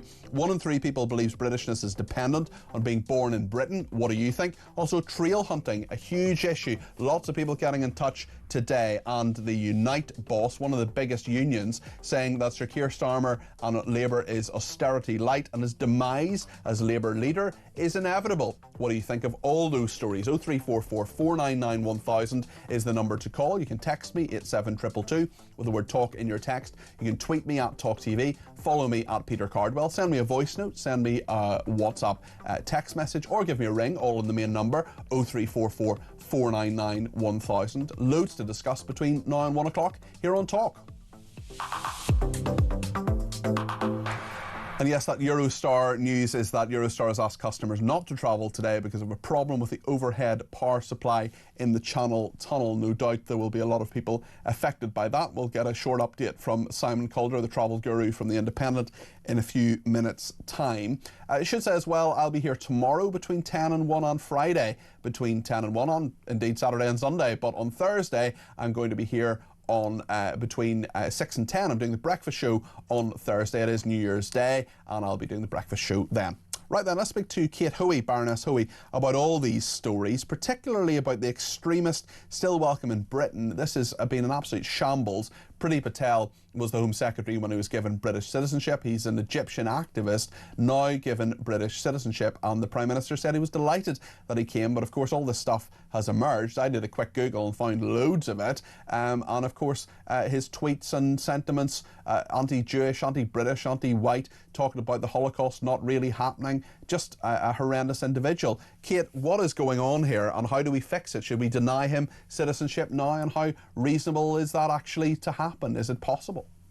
Well, I think the one thing that I welcome from what the Prime Minister has said and the Home Secretary's done is actually set up some kind of inquiry. But I mean, this is what happens when anything goes wrong. We have an inquiry, then everything goes quiet, then nothing happens. I mean, I find it completely amazing that so many members of Parliament had signed that letter, because I remember when I was an MP, for 30 years, you got always people wanting you to sign things about people across the world. And sometimes I did, but it was only after you very carefully, if I knew about the country, I was very involved in Zimbabwe, so there were quite a lot of campaign to do with people being held in Zimbabwe. But somehow this one seemed to have been just, no, all MPs have staff.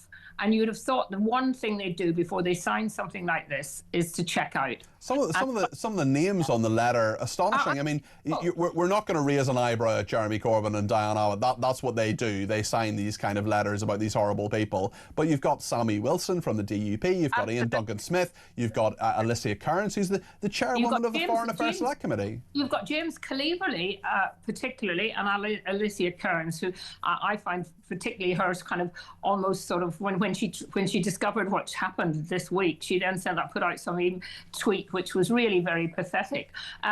So I find that ridiculous. But most importantly, I mean, we must recognise that the Prime Minister and the Home Secretary, how could they possibly have actually welcomed this, and delighted that he'd been that he was now in the country.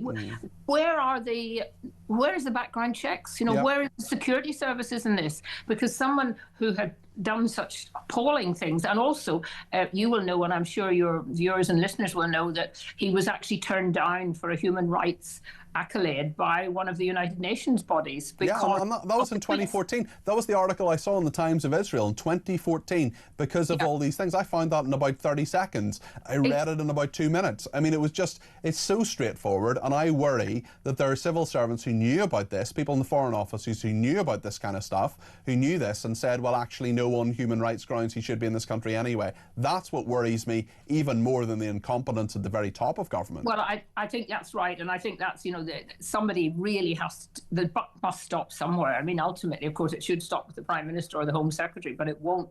But I do think there is a naivety around about the word human rights now, that kind of almost anyone can claim their human rights are being affected anywhere in the world, and somehow all the sort of liberals come out of the doors. Everybody comes up, all the celebrities come out and start, challenging this. Now, of course, there are people, and he obviously did suffer in Egypt, and there was no doubt about it. He was treated pretty badly there. But, we look all over the world, there are people being treated badly. And it's not necessarily our problem that happened. It's not nice that it happened, but it doesn't necessarily mean that we should automatically give him British citizenship. And that is the other thing, how he managed to get British citizenship when he had really no links with this country other than, I think, his mother was involved in some way. I'm not sure even how long she... I think she was born here, yeah. She was born here. But, I mean, the whole question now will be, how do you become a British citizen? It sounds like anyone who wants to can come here and then very quickly be a British citizen. And being, there's more to being a citizen than just having the passport, isn't there? There should be. And that's a very fair point. And it's actually in the front page of The Guardian today that 1 in 3 people believe Britishness is dependent on being born in the UK. The very simple answer to that is, I say, tell that to people born in the Falklands. The number of people who believe that Britishness is something you're born with has almost doubled in 2 decades, according to research that warns of an increase of ethno-nationalism in Britain. What does it mean to be British? We come from a part of the world where a lot of people will say, I'm Irish and not British. That's legally wrong because of the Belfast Agreement. But, I mean, you, I'm sure, have had it on numerous occasions as well, Kate, where people say you're not British. What is it to be British? Well, I mean, I think it's right that if you're going to be British and you're being born in the country, or you have very close relatives and you get British citizenship, then you have to actually, behave in a way that is seen by the vast majority of people in this country as being kind of British way of doing things.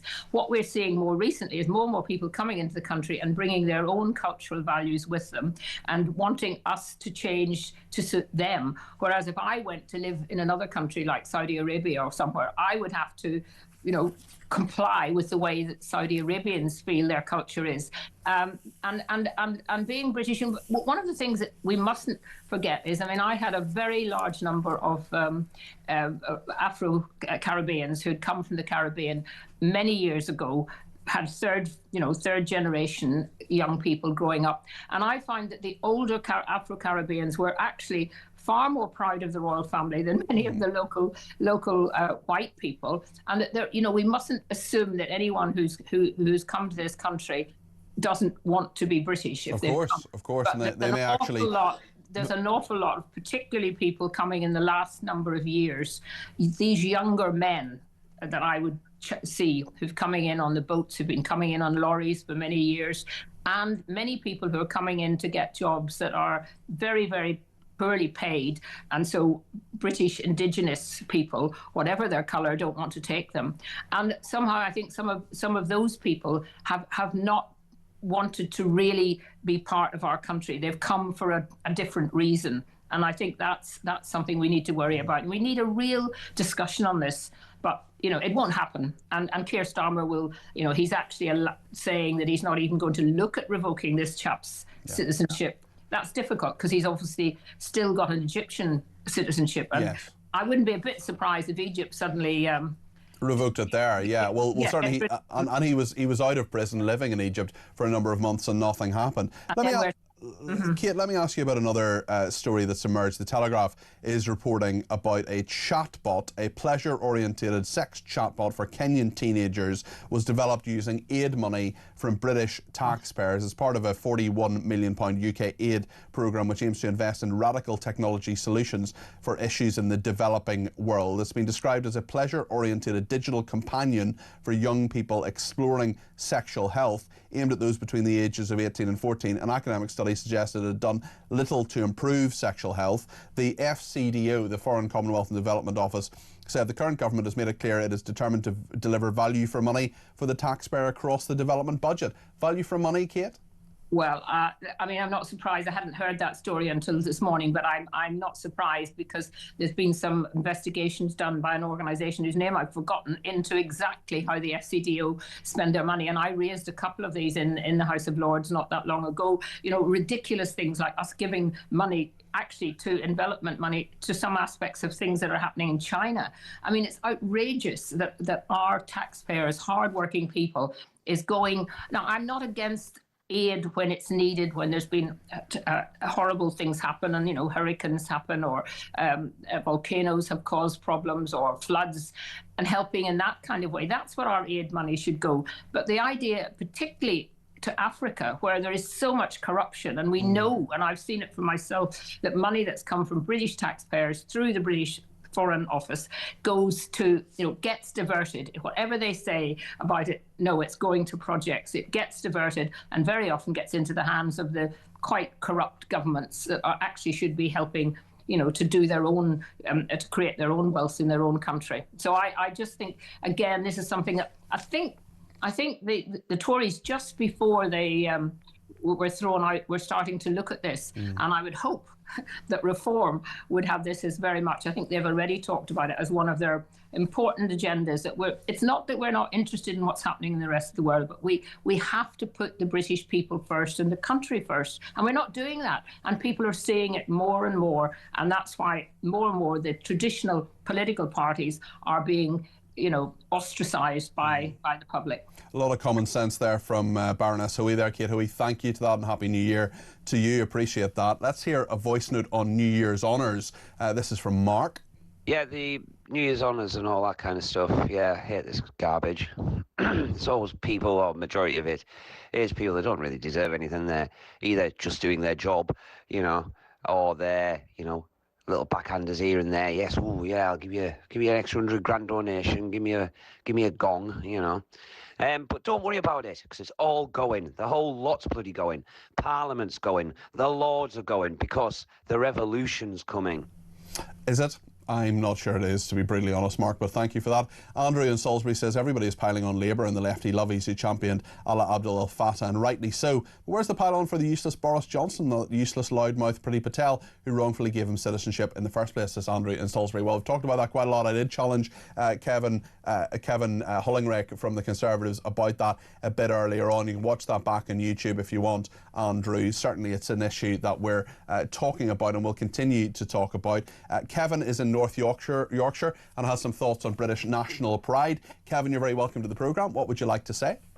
Hello, good afternoon. Yeah, I was just listening to Kate Hoey there, Baroness Hoey, and she mentioned the Caribbean. We were fortunate enough to go on holiday to the Caribbean a few years ago. And, lucky you, sounds wonderful. Very much so, yeah. And we went to Grenada, and what we found really amazing there was the locals, when we were talking, when we were telling where we were from, they would talk about Mama back home.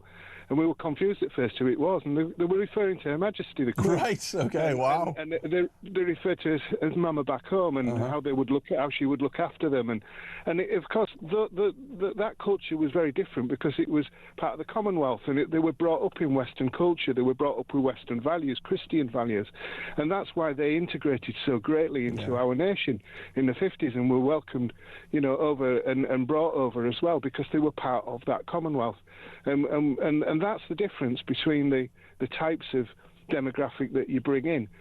Have they got Western values? And if they haven't, then it's a much more difficult process. And are they willing to learn them? If they don't, are they willing to embrace the country just as you or I would, Kevin, if we went to their country? Because we would absolutely have to. Very good points there, Kevin. Thank you for that. I'm glad you enjoyed your time in the Caribbean. It's somewhere I'd love to visit, but I think I might need a lottery win before I do so. Nick in Chichester is our next caller, has some thoughts on trail hunting. Nick, you're very welcome to the programme. What would you like to say?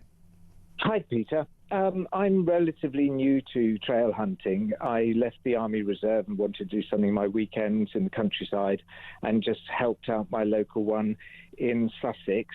And I think you and I heard Kevin O'Sullivan the other day are quite misguided in your thoughts, because you're just basing them on rumour and on hearsay that people go out and foxes get killed on fox hunting. Is that never the case, Nick? It's simply not the truth. It's simply not true. Ever? There are 30, I've just been Googling, there are 30 successful prosecutions against organised hunts over the last 20 years. And between 250,000 to 1 million hunt days, trail hunting days, have taken place. That's roughly one offence in every 10 to 20,000 but you and I both know, Nick, that it is not always, the police don't catch every driver who speeds. There will be times when trail hunts have led to the deaths of foxes, won't there? And those people haven't been prosecuted. So they are so few and far between. But let's just... Well, we don't know that, Nick. But the ones you're involved, with... Peter, neither do you know that, and neither do Kevin know that. I would like to invite you and Kevin to come out and meet these people, because the people that do this would never, ever be involved in any sort of criminality. I'm delighted that's the case in Chichester. I'm delighted that's the case, Nick, but you're talking about one particular hunt that you're a part of, and that's great, and that's fine if that's what you want to do with your time. But, I mean, can you see the argument here? Can you see that people are worried that trail hunts will lead to foxes dying? Peter, can I just finish off what I was trying to say? Go ahead. Is, all these people who own horses, they're a lot of money. Their livelihoods are at stake. If they're caught in anything criminal, they would never, ever take part in it. So you are basically banning the countryside way of life because some criminals who would do this regardless on their own time. It just doesn't happen. It's so rare. It's minuscule. It's like a rounding error. And I think that you and I both love animals. I know you love cats. I love dogs. All these people that come out love their horses, love their wildlife. They love everything. We actually love foxes. The only reason why fox hunting happened in the old days, because foxes are vermin, just like rats or squirrels. No, I get that. And there are loads of people in the countryside who will tell you about foxes killing chickens, about foxes attacking sheep. There are lots and lots of issues with foxes. I'm not saying foxes are lovely, cuddly, wonderful animals that you want to domesticate, because you can't. They're wild animals and they are vermin, and I get that. I think there are legitimate worries around this, but I suppose we disagree on the key point, Nick, but maybe you can tell me why you think Labour are doing this and doing this now. What's your view on that? Because they're so desperate for anything to keep their core voter base going, is that it's just another class war, like the taxing on private schools, which I know you hate as much as I do.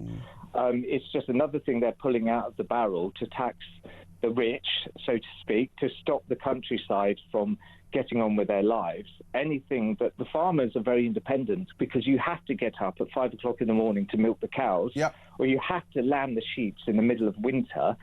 You have to do it, regardless of what the government says. You have to do it. And all governments of all colours, and you and I were both Conservatives for many years, do not like independent people. They like to control people. And this is one other way of trying to control the nation, control the countryside, because they are they have to get on with their lives. Okay. Nick, I know we fundamentally disagree on this, but I really appreciate your opinion, and I think your call is an absolutely great example of how on this show we disagree without being disagreeable. Thank you for your call. And I wish you a very happy new year. That's Nick in Chichester there, who also served this country as part of the Army Reserve, so thanks to him for that. On the Eurostar, they have asked customers not to travel today because of a problem with the overhead power supply in the Channel Tunnel. Dan in Kent says, on the Eurostar, has Ed Miliband taken over the grid and he's just waiting for the sun to shine or the wind to blow? We'll find out from Simon Calder in just a second and get the latest on the travel for that. We'll also talk about trial by jury, many barristers opposing this. Simon Spence, who's a KC, will give us his view on it too. I want yours as well. 0344 499 1000. Stay with us.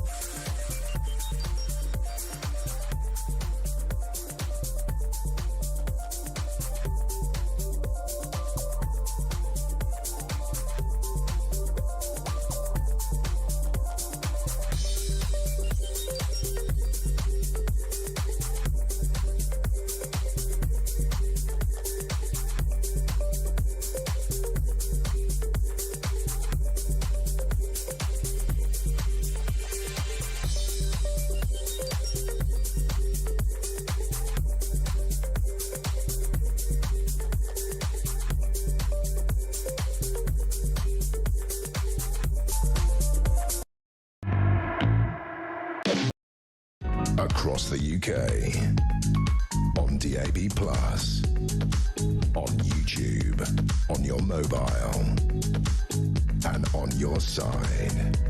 This is Talk.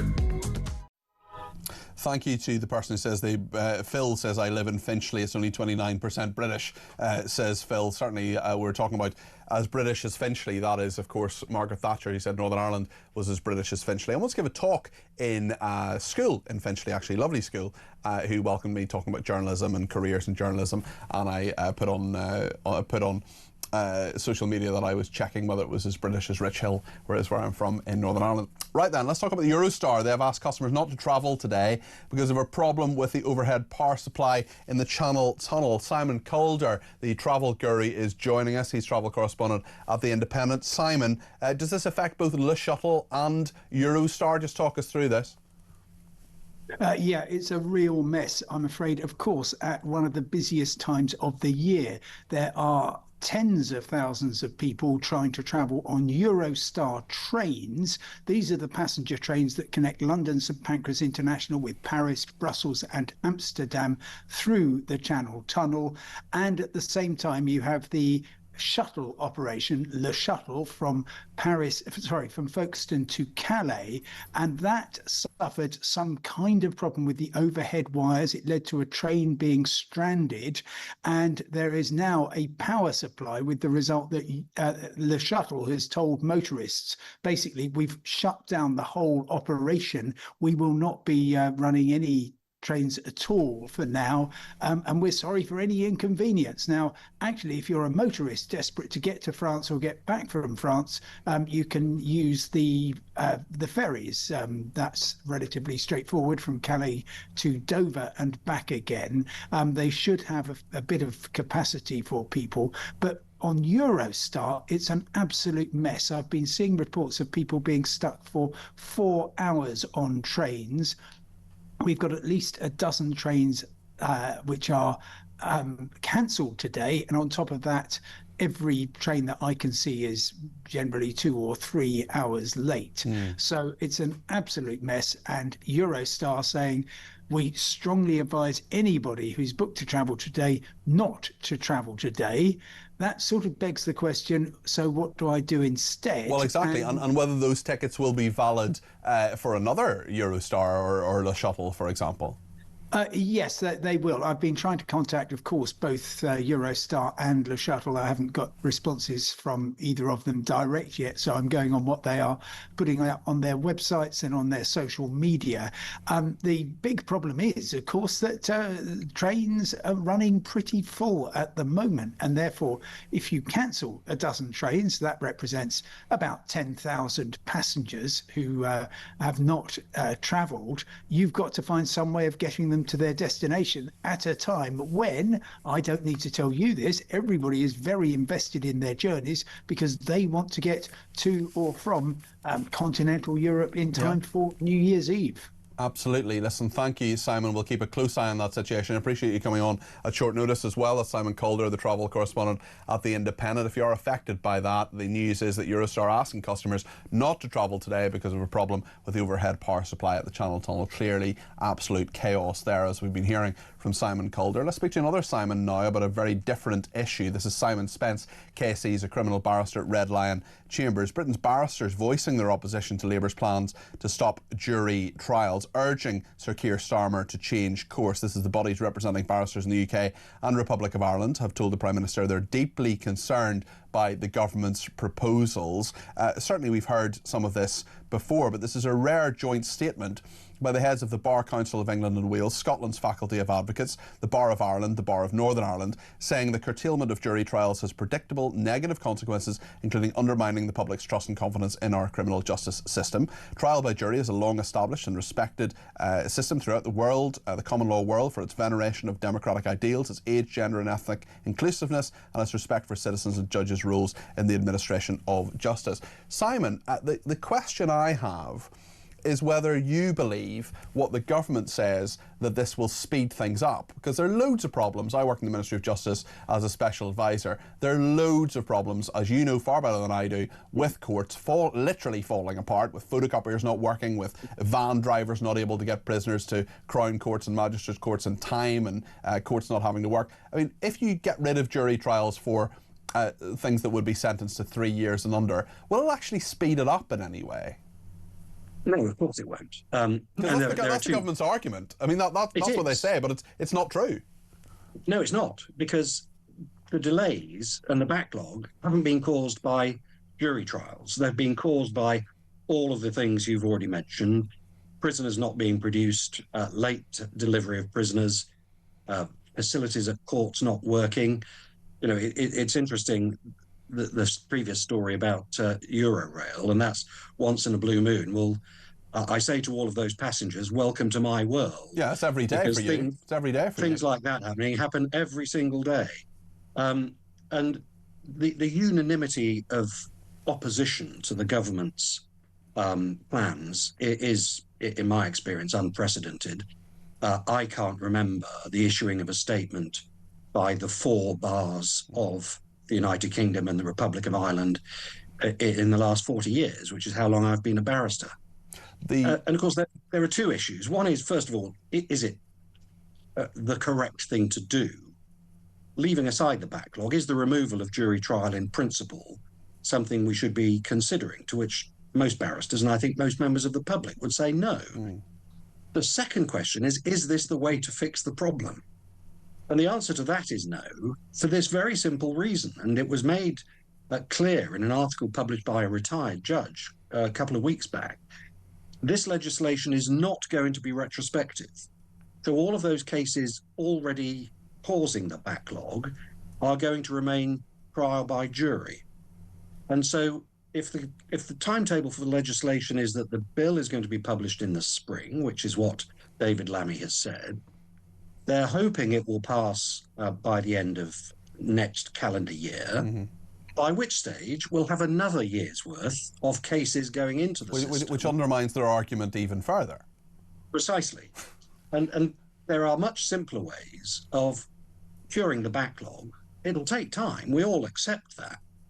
But the Criminal Bar Association has put forward very sensible, practical, speedy proposals for the reopening of a lot of courts which are just sitting empty at the moment.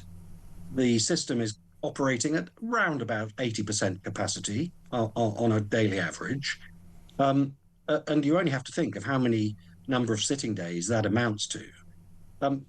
If the government's serious about this, just open the courts that aren't being used at the moment, get them manned. How they do that, I don't know, because people are leaving the criminal bar in droves. There aren't enough judges, there aren't enough recorders, there aren't enough district judges and magistrates.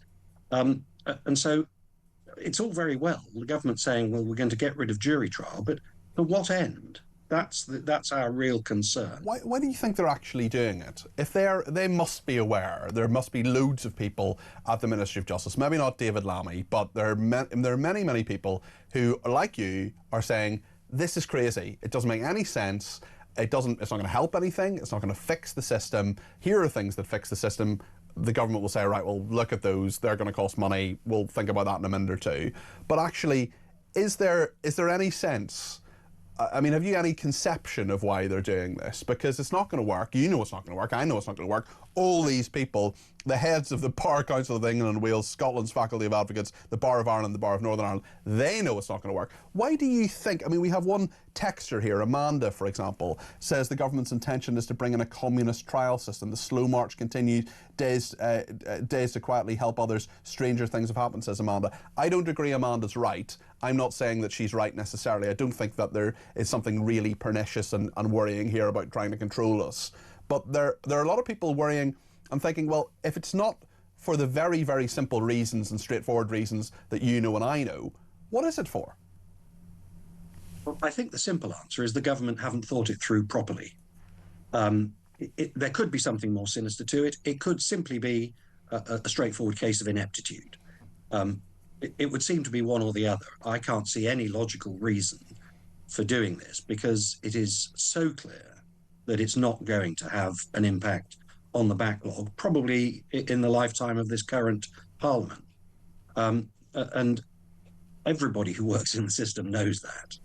So it's difficult to understand, particularly for somebody like David Lammy, who in his 2017 review, which was well thought through, was saying that keeping juries was absolutely vital to maintain public trust in the system, and particularly to maintain the trust of people from ethnic minorities who are suspicious of the criminal justice system. They represent a significant proportion of people who are affected by it. And what has changed from 2017 to 2025 for David Lammy to do a complete U-turn on his belief in and his faith in the jury system?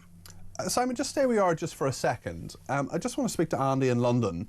He's got a short perspective on this, and then I'll come back to you, Simon. Andy, tell me your thoughts on this. Oh, hi there. Hope you're well. Very well, thanks, yeah. Yeah, good. Yeah, so I got invited to do jury service in the local Crown Court last month. So, willing volunteer, busy life, young children, run a business, but willing volunteer. But basically, didn't do anything for 2 weeks. Went in on the Monday, sat around all day, and then was told I would get an email if I was needed again. Now, the fact of the matter is, there was probably 150, 200 people probably in a similar boat in that Crown Court, of which there's many Crown Courts. So I'm not qualified to say if the new system will work, but it was awfully badly managed. Very interesting to hear that, Andy. Listen, thanks for that perspective. Has Andy got a point, do you think, Simon? Could this be managed better in terms of saying whether people are needed to be parts of juries or not? Well, absolutely. And that's one of the matters that we've raised with the government. One of the problems is unrealistic listing of cases. So, you may, for example, have 12 new trials due to start on a Monday, but the court building knows that it's only going to be able to accommodate, say, 5 of them. Yes. And so 7 of those cases will be non-effective, but there will be enough jurors to deal with them on the basis they might be effective. And that's why people like Andy are kept sitting around. And so more efficient listing so that people aren't brought in unnecessarily is one of the things that the Criminal Bar Association has already proposed. And, of course, opening up those empty courtrooms that I've already spoken about so that people like Andy, who are called for jury service, actually have a courtroom into which they can go and hear cases. Simon, you just speak such absolute common sense, such really, really straightforward, common sense views on all of this. And if I get done for lumping my producer Ted, I want you to represent me, okay? Because you're clearly very good at this and just explaining this stuff to us. So thank you. I really appreciate it. And I hope the government listens to all of this. That's Simon Spence there, who's a KC, a criminal barrister at Red Lion Chambers, who probably couldn't represent me actually because he knows me. But there we are. Thank you for that. It's just so straightforward. It's such a simple, straightforward, and completely reasonable perspective that David Lammy doesn't seem to be having. You know, is it ineptitude? Is it incompetence? Well, all I would say is if you want some fantastic festive viewing, go on YouTube and look up David Lammy Mastermind. Lee says, great show as always, but I must comment on birth and national rights, says Lee. I was born in Italy, but I was brought to England aged 5. I'm totally UK educated to a good standard. I lived like a local in Kettering, married an English girl, just had our 50th wedding anniversary. Congratulations, that's no mean feat.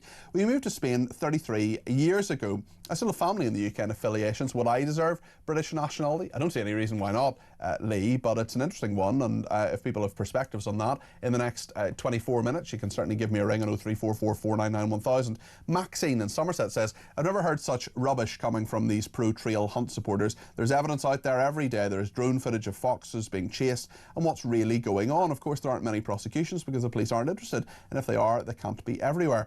Also, it's not a case of town versus country. 84% of people think it should be banned. Well, actually, if you look at the statistics from YouGov, the more recent ones, certainly it's 4 in 5 Britons, 81% supporting keeping fox hunting illegal. Support for trail hunting, 50% to 29%, and half of people living in rural areas say trail hunting should be banned. Maxine, thanks for your perspective. We'll take more calls, texts, tweets and voice notes between now and the end of the programme, and we're also going to talk in just a second about whether Starmer's demise is inevitable. James Mathewson will give us his thoughts on that in just a second. Stay with us.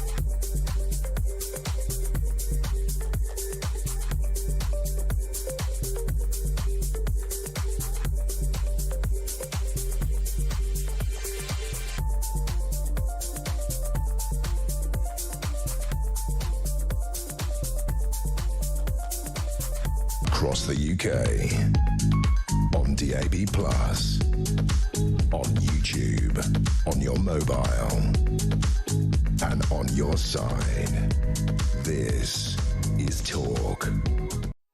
Carol's been in touch and says, what's the problem with Idris Elba getting a knighthood? In my opinion, he's more deserving than David Beckham or Andy Murray. Have a good day. I have no real problem with Idris Elba getting a knighthood, especially as he has worked a lot, as I've said in the programme, with young people, and he's kept them away from a life of crime and he's helped them in many ways. He's a very, very good actor as well. I've no real problem with that. I just worry about the system itself and how it kind of properly works, and whether Mervyn Kirsch is the 101 D-Day veteran. Surely, as we have so few D-Day veterans left, probably fewer than 100, simply because of the passage of time. It was 81 years ago that D-Day occurred, that maybe we should think about giving them all knighthoods or all OBEs or something like that. I think that was done, or certainly considered anyway, with the veterans of World War I, when there were so few of them left as well.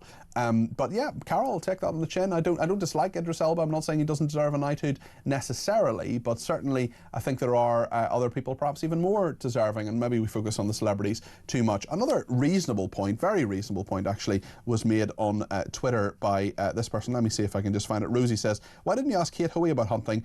Was that because she's a supporter of fox hunting? That's a very good point. I should have asked Kate Hoey. It wasn't in my head to do so. I should have asked her. She is a well-known supporter of fox hunting. And yep, that's a fair point, Rosie. Tell you what, the next time I have Kate Hoey on, I will try to remember to do that. And Catherine Jones says the caller Sally is correct about what the hunts and terrier men do. Trail hunting is just a cover. The hunt should stop breeding so many hounds if they're concerned about their welfare. What do people think happens to the older hounds? And Sam says the honours are just the establishment, rewarding the establishment for services to the establishment. Simon says in regard to the New Year's honours, one person sets up a charity and gets knighted, while another puts his life at risk while fighting for his country as a teenager and has to live through trauma for another 80 years. No comparison. Sandy says the thought of Mad Millipede, I think she might mean Ed Miliband, trying to put solar panels put on properties like my Tudor cottage is truly awful. What an absolute peasant he is. And John in Liverpool says, just want to say have a wonderful end of the year, Peter, and may next year be even better for you. All the best to you and the call room staff and the people behind the glass. John, I really appreciate that. That's a really, really nice message. And yes, on New Year's Eve tomorrow, I will be here between 10 and 1, and indeed, I will be the first voice that many of you hear on Thursday morning when I'm doing the breakfast show between 6 and 10. I hope you can join me for that and you're not too suffering too much from your celebrations for New Year's Eve. I don't drink, so I will not be suffering except from tiredness. Now, James Mathewson, who's the political commentator and former Labour Party spokesman, is with me. Big story on the front page of the Times today by Patrick Maguire, their indefatigable chief political commentator, talking about Sharon Graham, the General Secretary of Unite, writing in the Times that the government risks sowing the seeds of its own destruction if Starmer's successor in Downing Street does not depart from its current path. What do you make of this, James? Yeah, there's no one better than Patrick Maguire, is there, when it comes to what's happening in the Labour Party? Totally agree.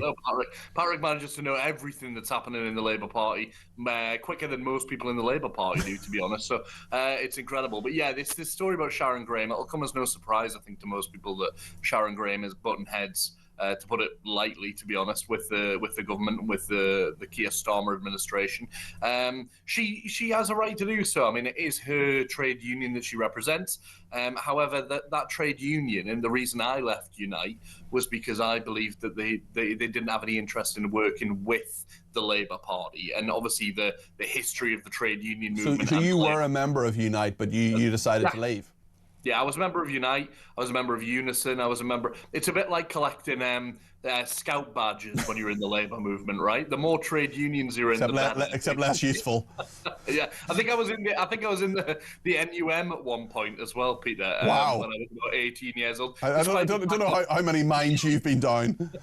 None, not a single mine. I've never even seen a coal mine from the bottom view. But there we go. That's it. There we are. So I mean, Keir Starmer clearly under a lot of pressure at the moment. The latest scandal, this Egyptian who they've given British citizenship to, Yvette Cooper says there's been a lack of information given to ministers. They were certainly hoping anyway that the period between Christmas and New Year would be a quiet one for them, but yet another scandal has emerged.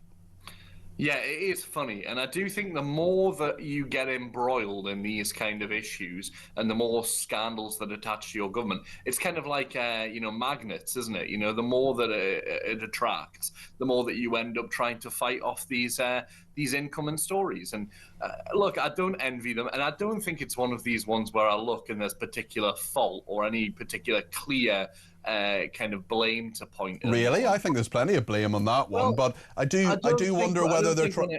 Sorry, go ahead. Keir Starmer, I don't think when it comes to the likes of Keir Starmer, I mean, being advised on these things and all the rest of it. Yeah, but he's the Prime Minister. He's got to take responsibility, does he not? He said he was delighted he was coming. He should take responsibility, absolutely. But, these are the kind of issues that come and go depending who's in government. I mean, and the Tories were the... Well, you're right in that Priti Patel was the Home Secretary. I wonder, to attempt to distract to some of these things, do you see the ban on trail hunting, which is something that a lot of people feel quite strongly about, but in the pantheon of things that would make our country better or worse? Look, I'm against it, but in the pantheon of things that would make our country a better or worse place to live, it's not the number one priority, is it? I wonder whether this is being used in the same way as Blair used fox hunting as a kind of distraction technique. Well, it may well be, and it may well be a kind of, well, not so much a dead cat strategy, but a distraction, like you say, because maybe a dead fox strategy would be more appropriate. But it's that kind of red meat, if you like. Again, not a particularly nice pun when we're talking about killing animals, but it is that kind of bread and butter Labour policy that shows that they are progressive in some way. I think there's other ways to do that. I mean, when it comes to trail hunting, I am hugely in favour of a ban. I grew up in the countryside. I've lived most of my life in the countryside in rural Northumberland, and the people that I went to school with who fox hunt and still brag about it and brag about doing it, despite the fact they're meant to be trail hunting and all the rest of it. Everyone knows who lives in the countryside what's taking place and what's actually happening.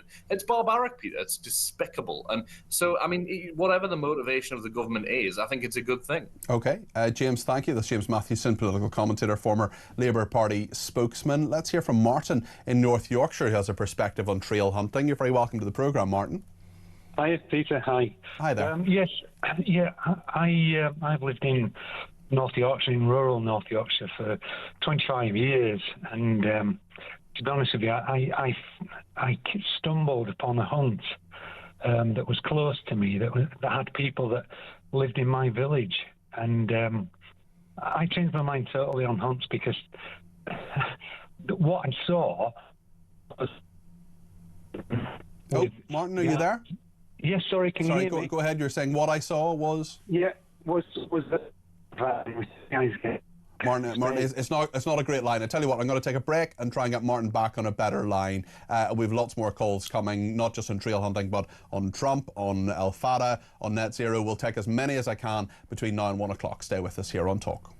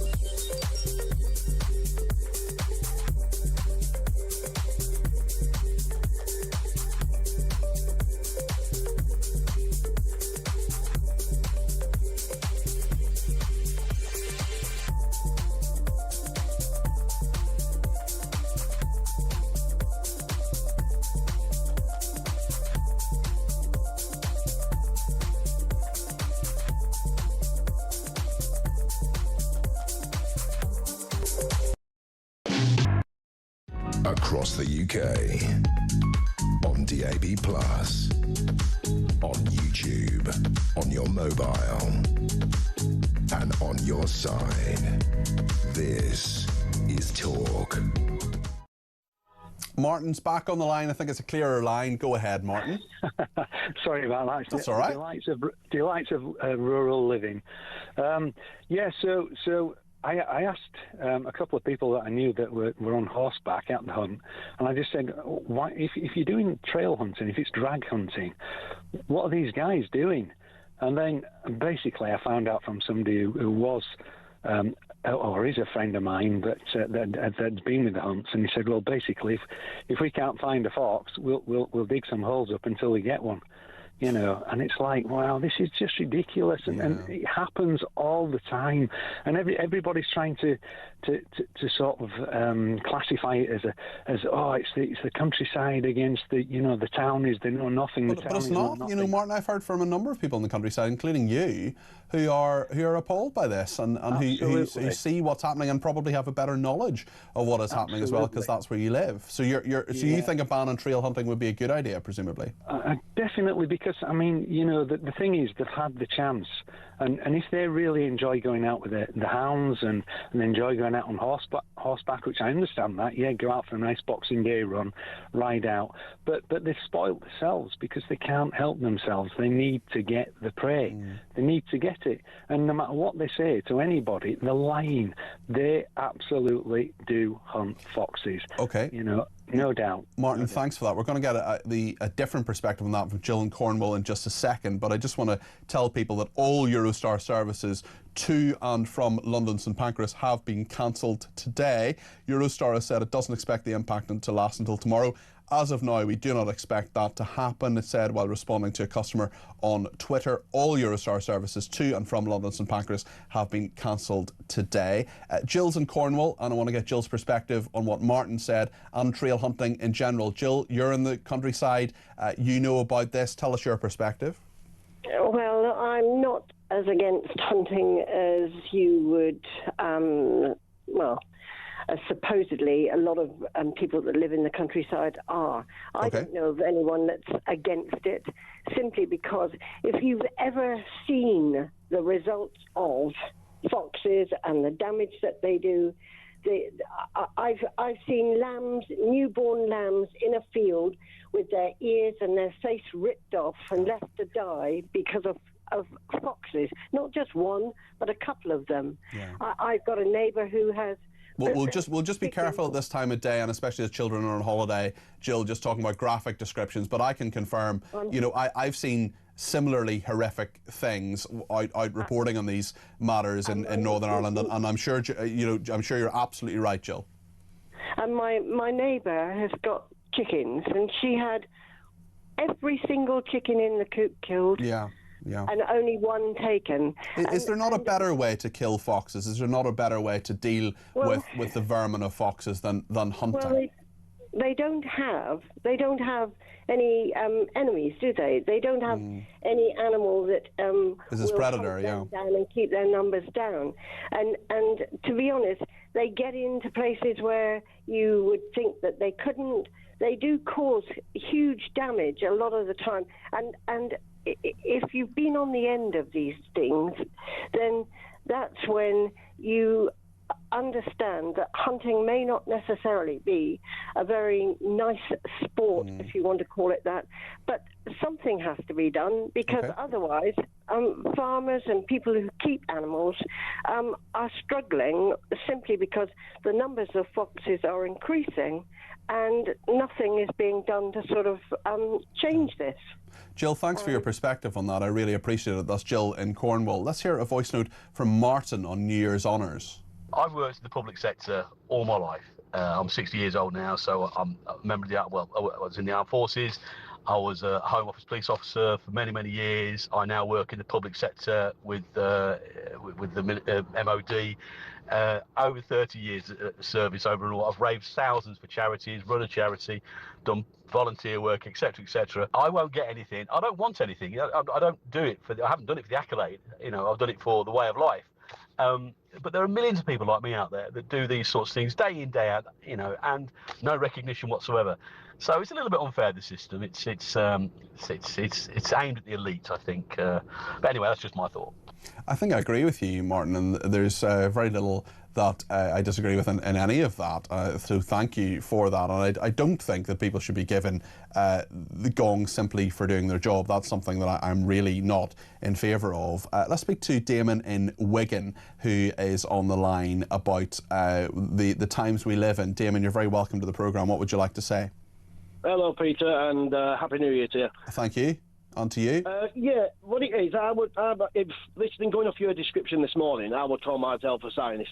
I do study the Ark of the Covenant in great detail, but I do believe in Jerusalem. I believe in everything what is past history and everything what should go.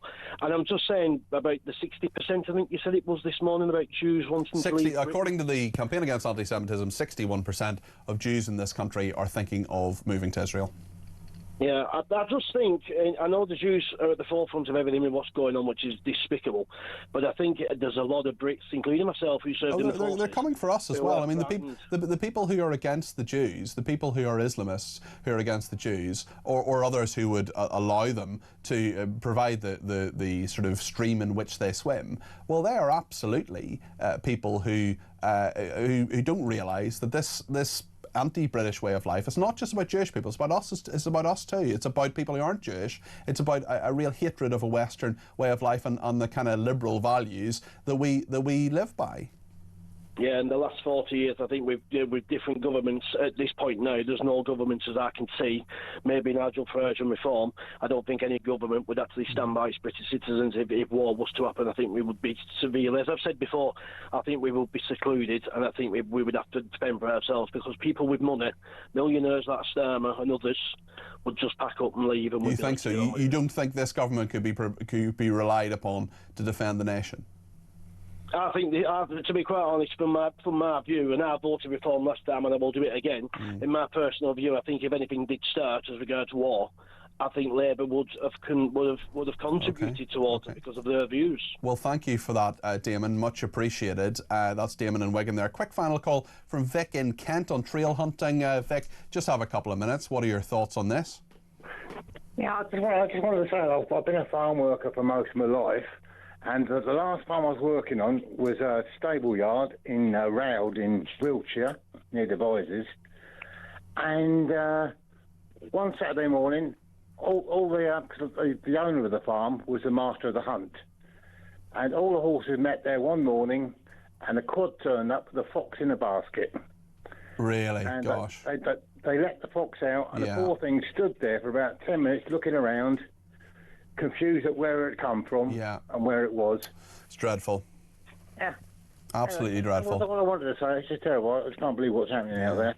Well, thank you, Vic, for that. I really appreciate that. That is grim. Listen, thank you for everybody who's given their calls, text, tweets and voice notes today on so many issues on trail hunting, but also the honours system. And one person who's been cruelly overlooked for a Dame Hood is Petri Hoskin, always Dame in my estimation. Thank you. Always to be lauded. What's coming up in your programme, Petri? More of a pantomime dame. Oh, yes, you are. Oh, yes, I am. Most definitely. Right, well, coming up in my programme, we're going to be looking at the honours list and asking if it remains fit for purpose. Because actually, I mean, I know they weren't on this honours list, but Claudia Winkleman getting an MBE for services to broadcasting, all she did is got very well paid for a job that she loved. Exactly. I've got nothing against you, Claudia. Brilliant. I think you're wonderful. You're not a traitor. I'm not a traitor. Well, I would be. But she, I just don't know if that's what they're for. So Ellie Goulding for services to biodiversity. I mean, look, Idris Elba fine because he does a lot of charity stuff. I appreciate. But for the sake of doing a job you love and getting well paid for it, nah. And that goes for MPs as well. We're also going to be looking. This is an absolutely fascinating story about the cost of living crisis, which is making more and more women turn to sex work and prostitution in order to make ends meet. And there's a lot of calls now to be changing laws and to be making this a sort of easier transition for these women. It's the oldest profession after all. So we will be looking into that as well, and looking at China and Taiwan.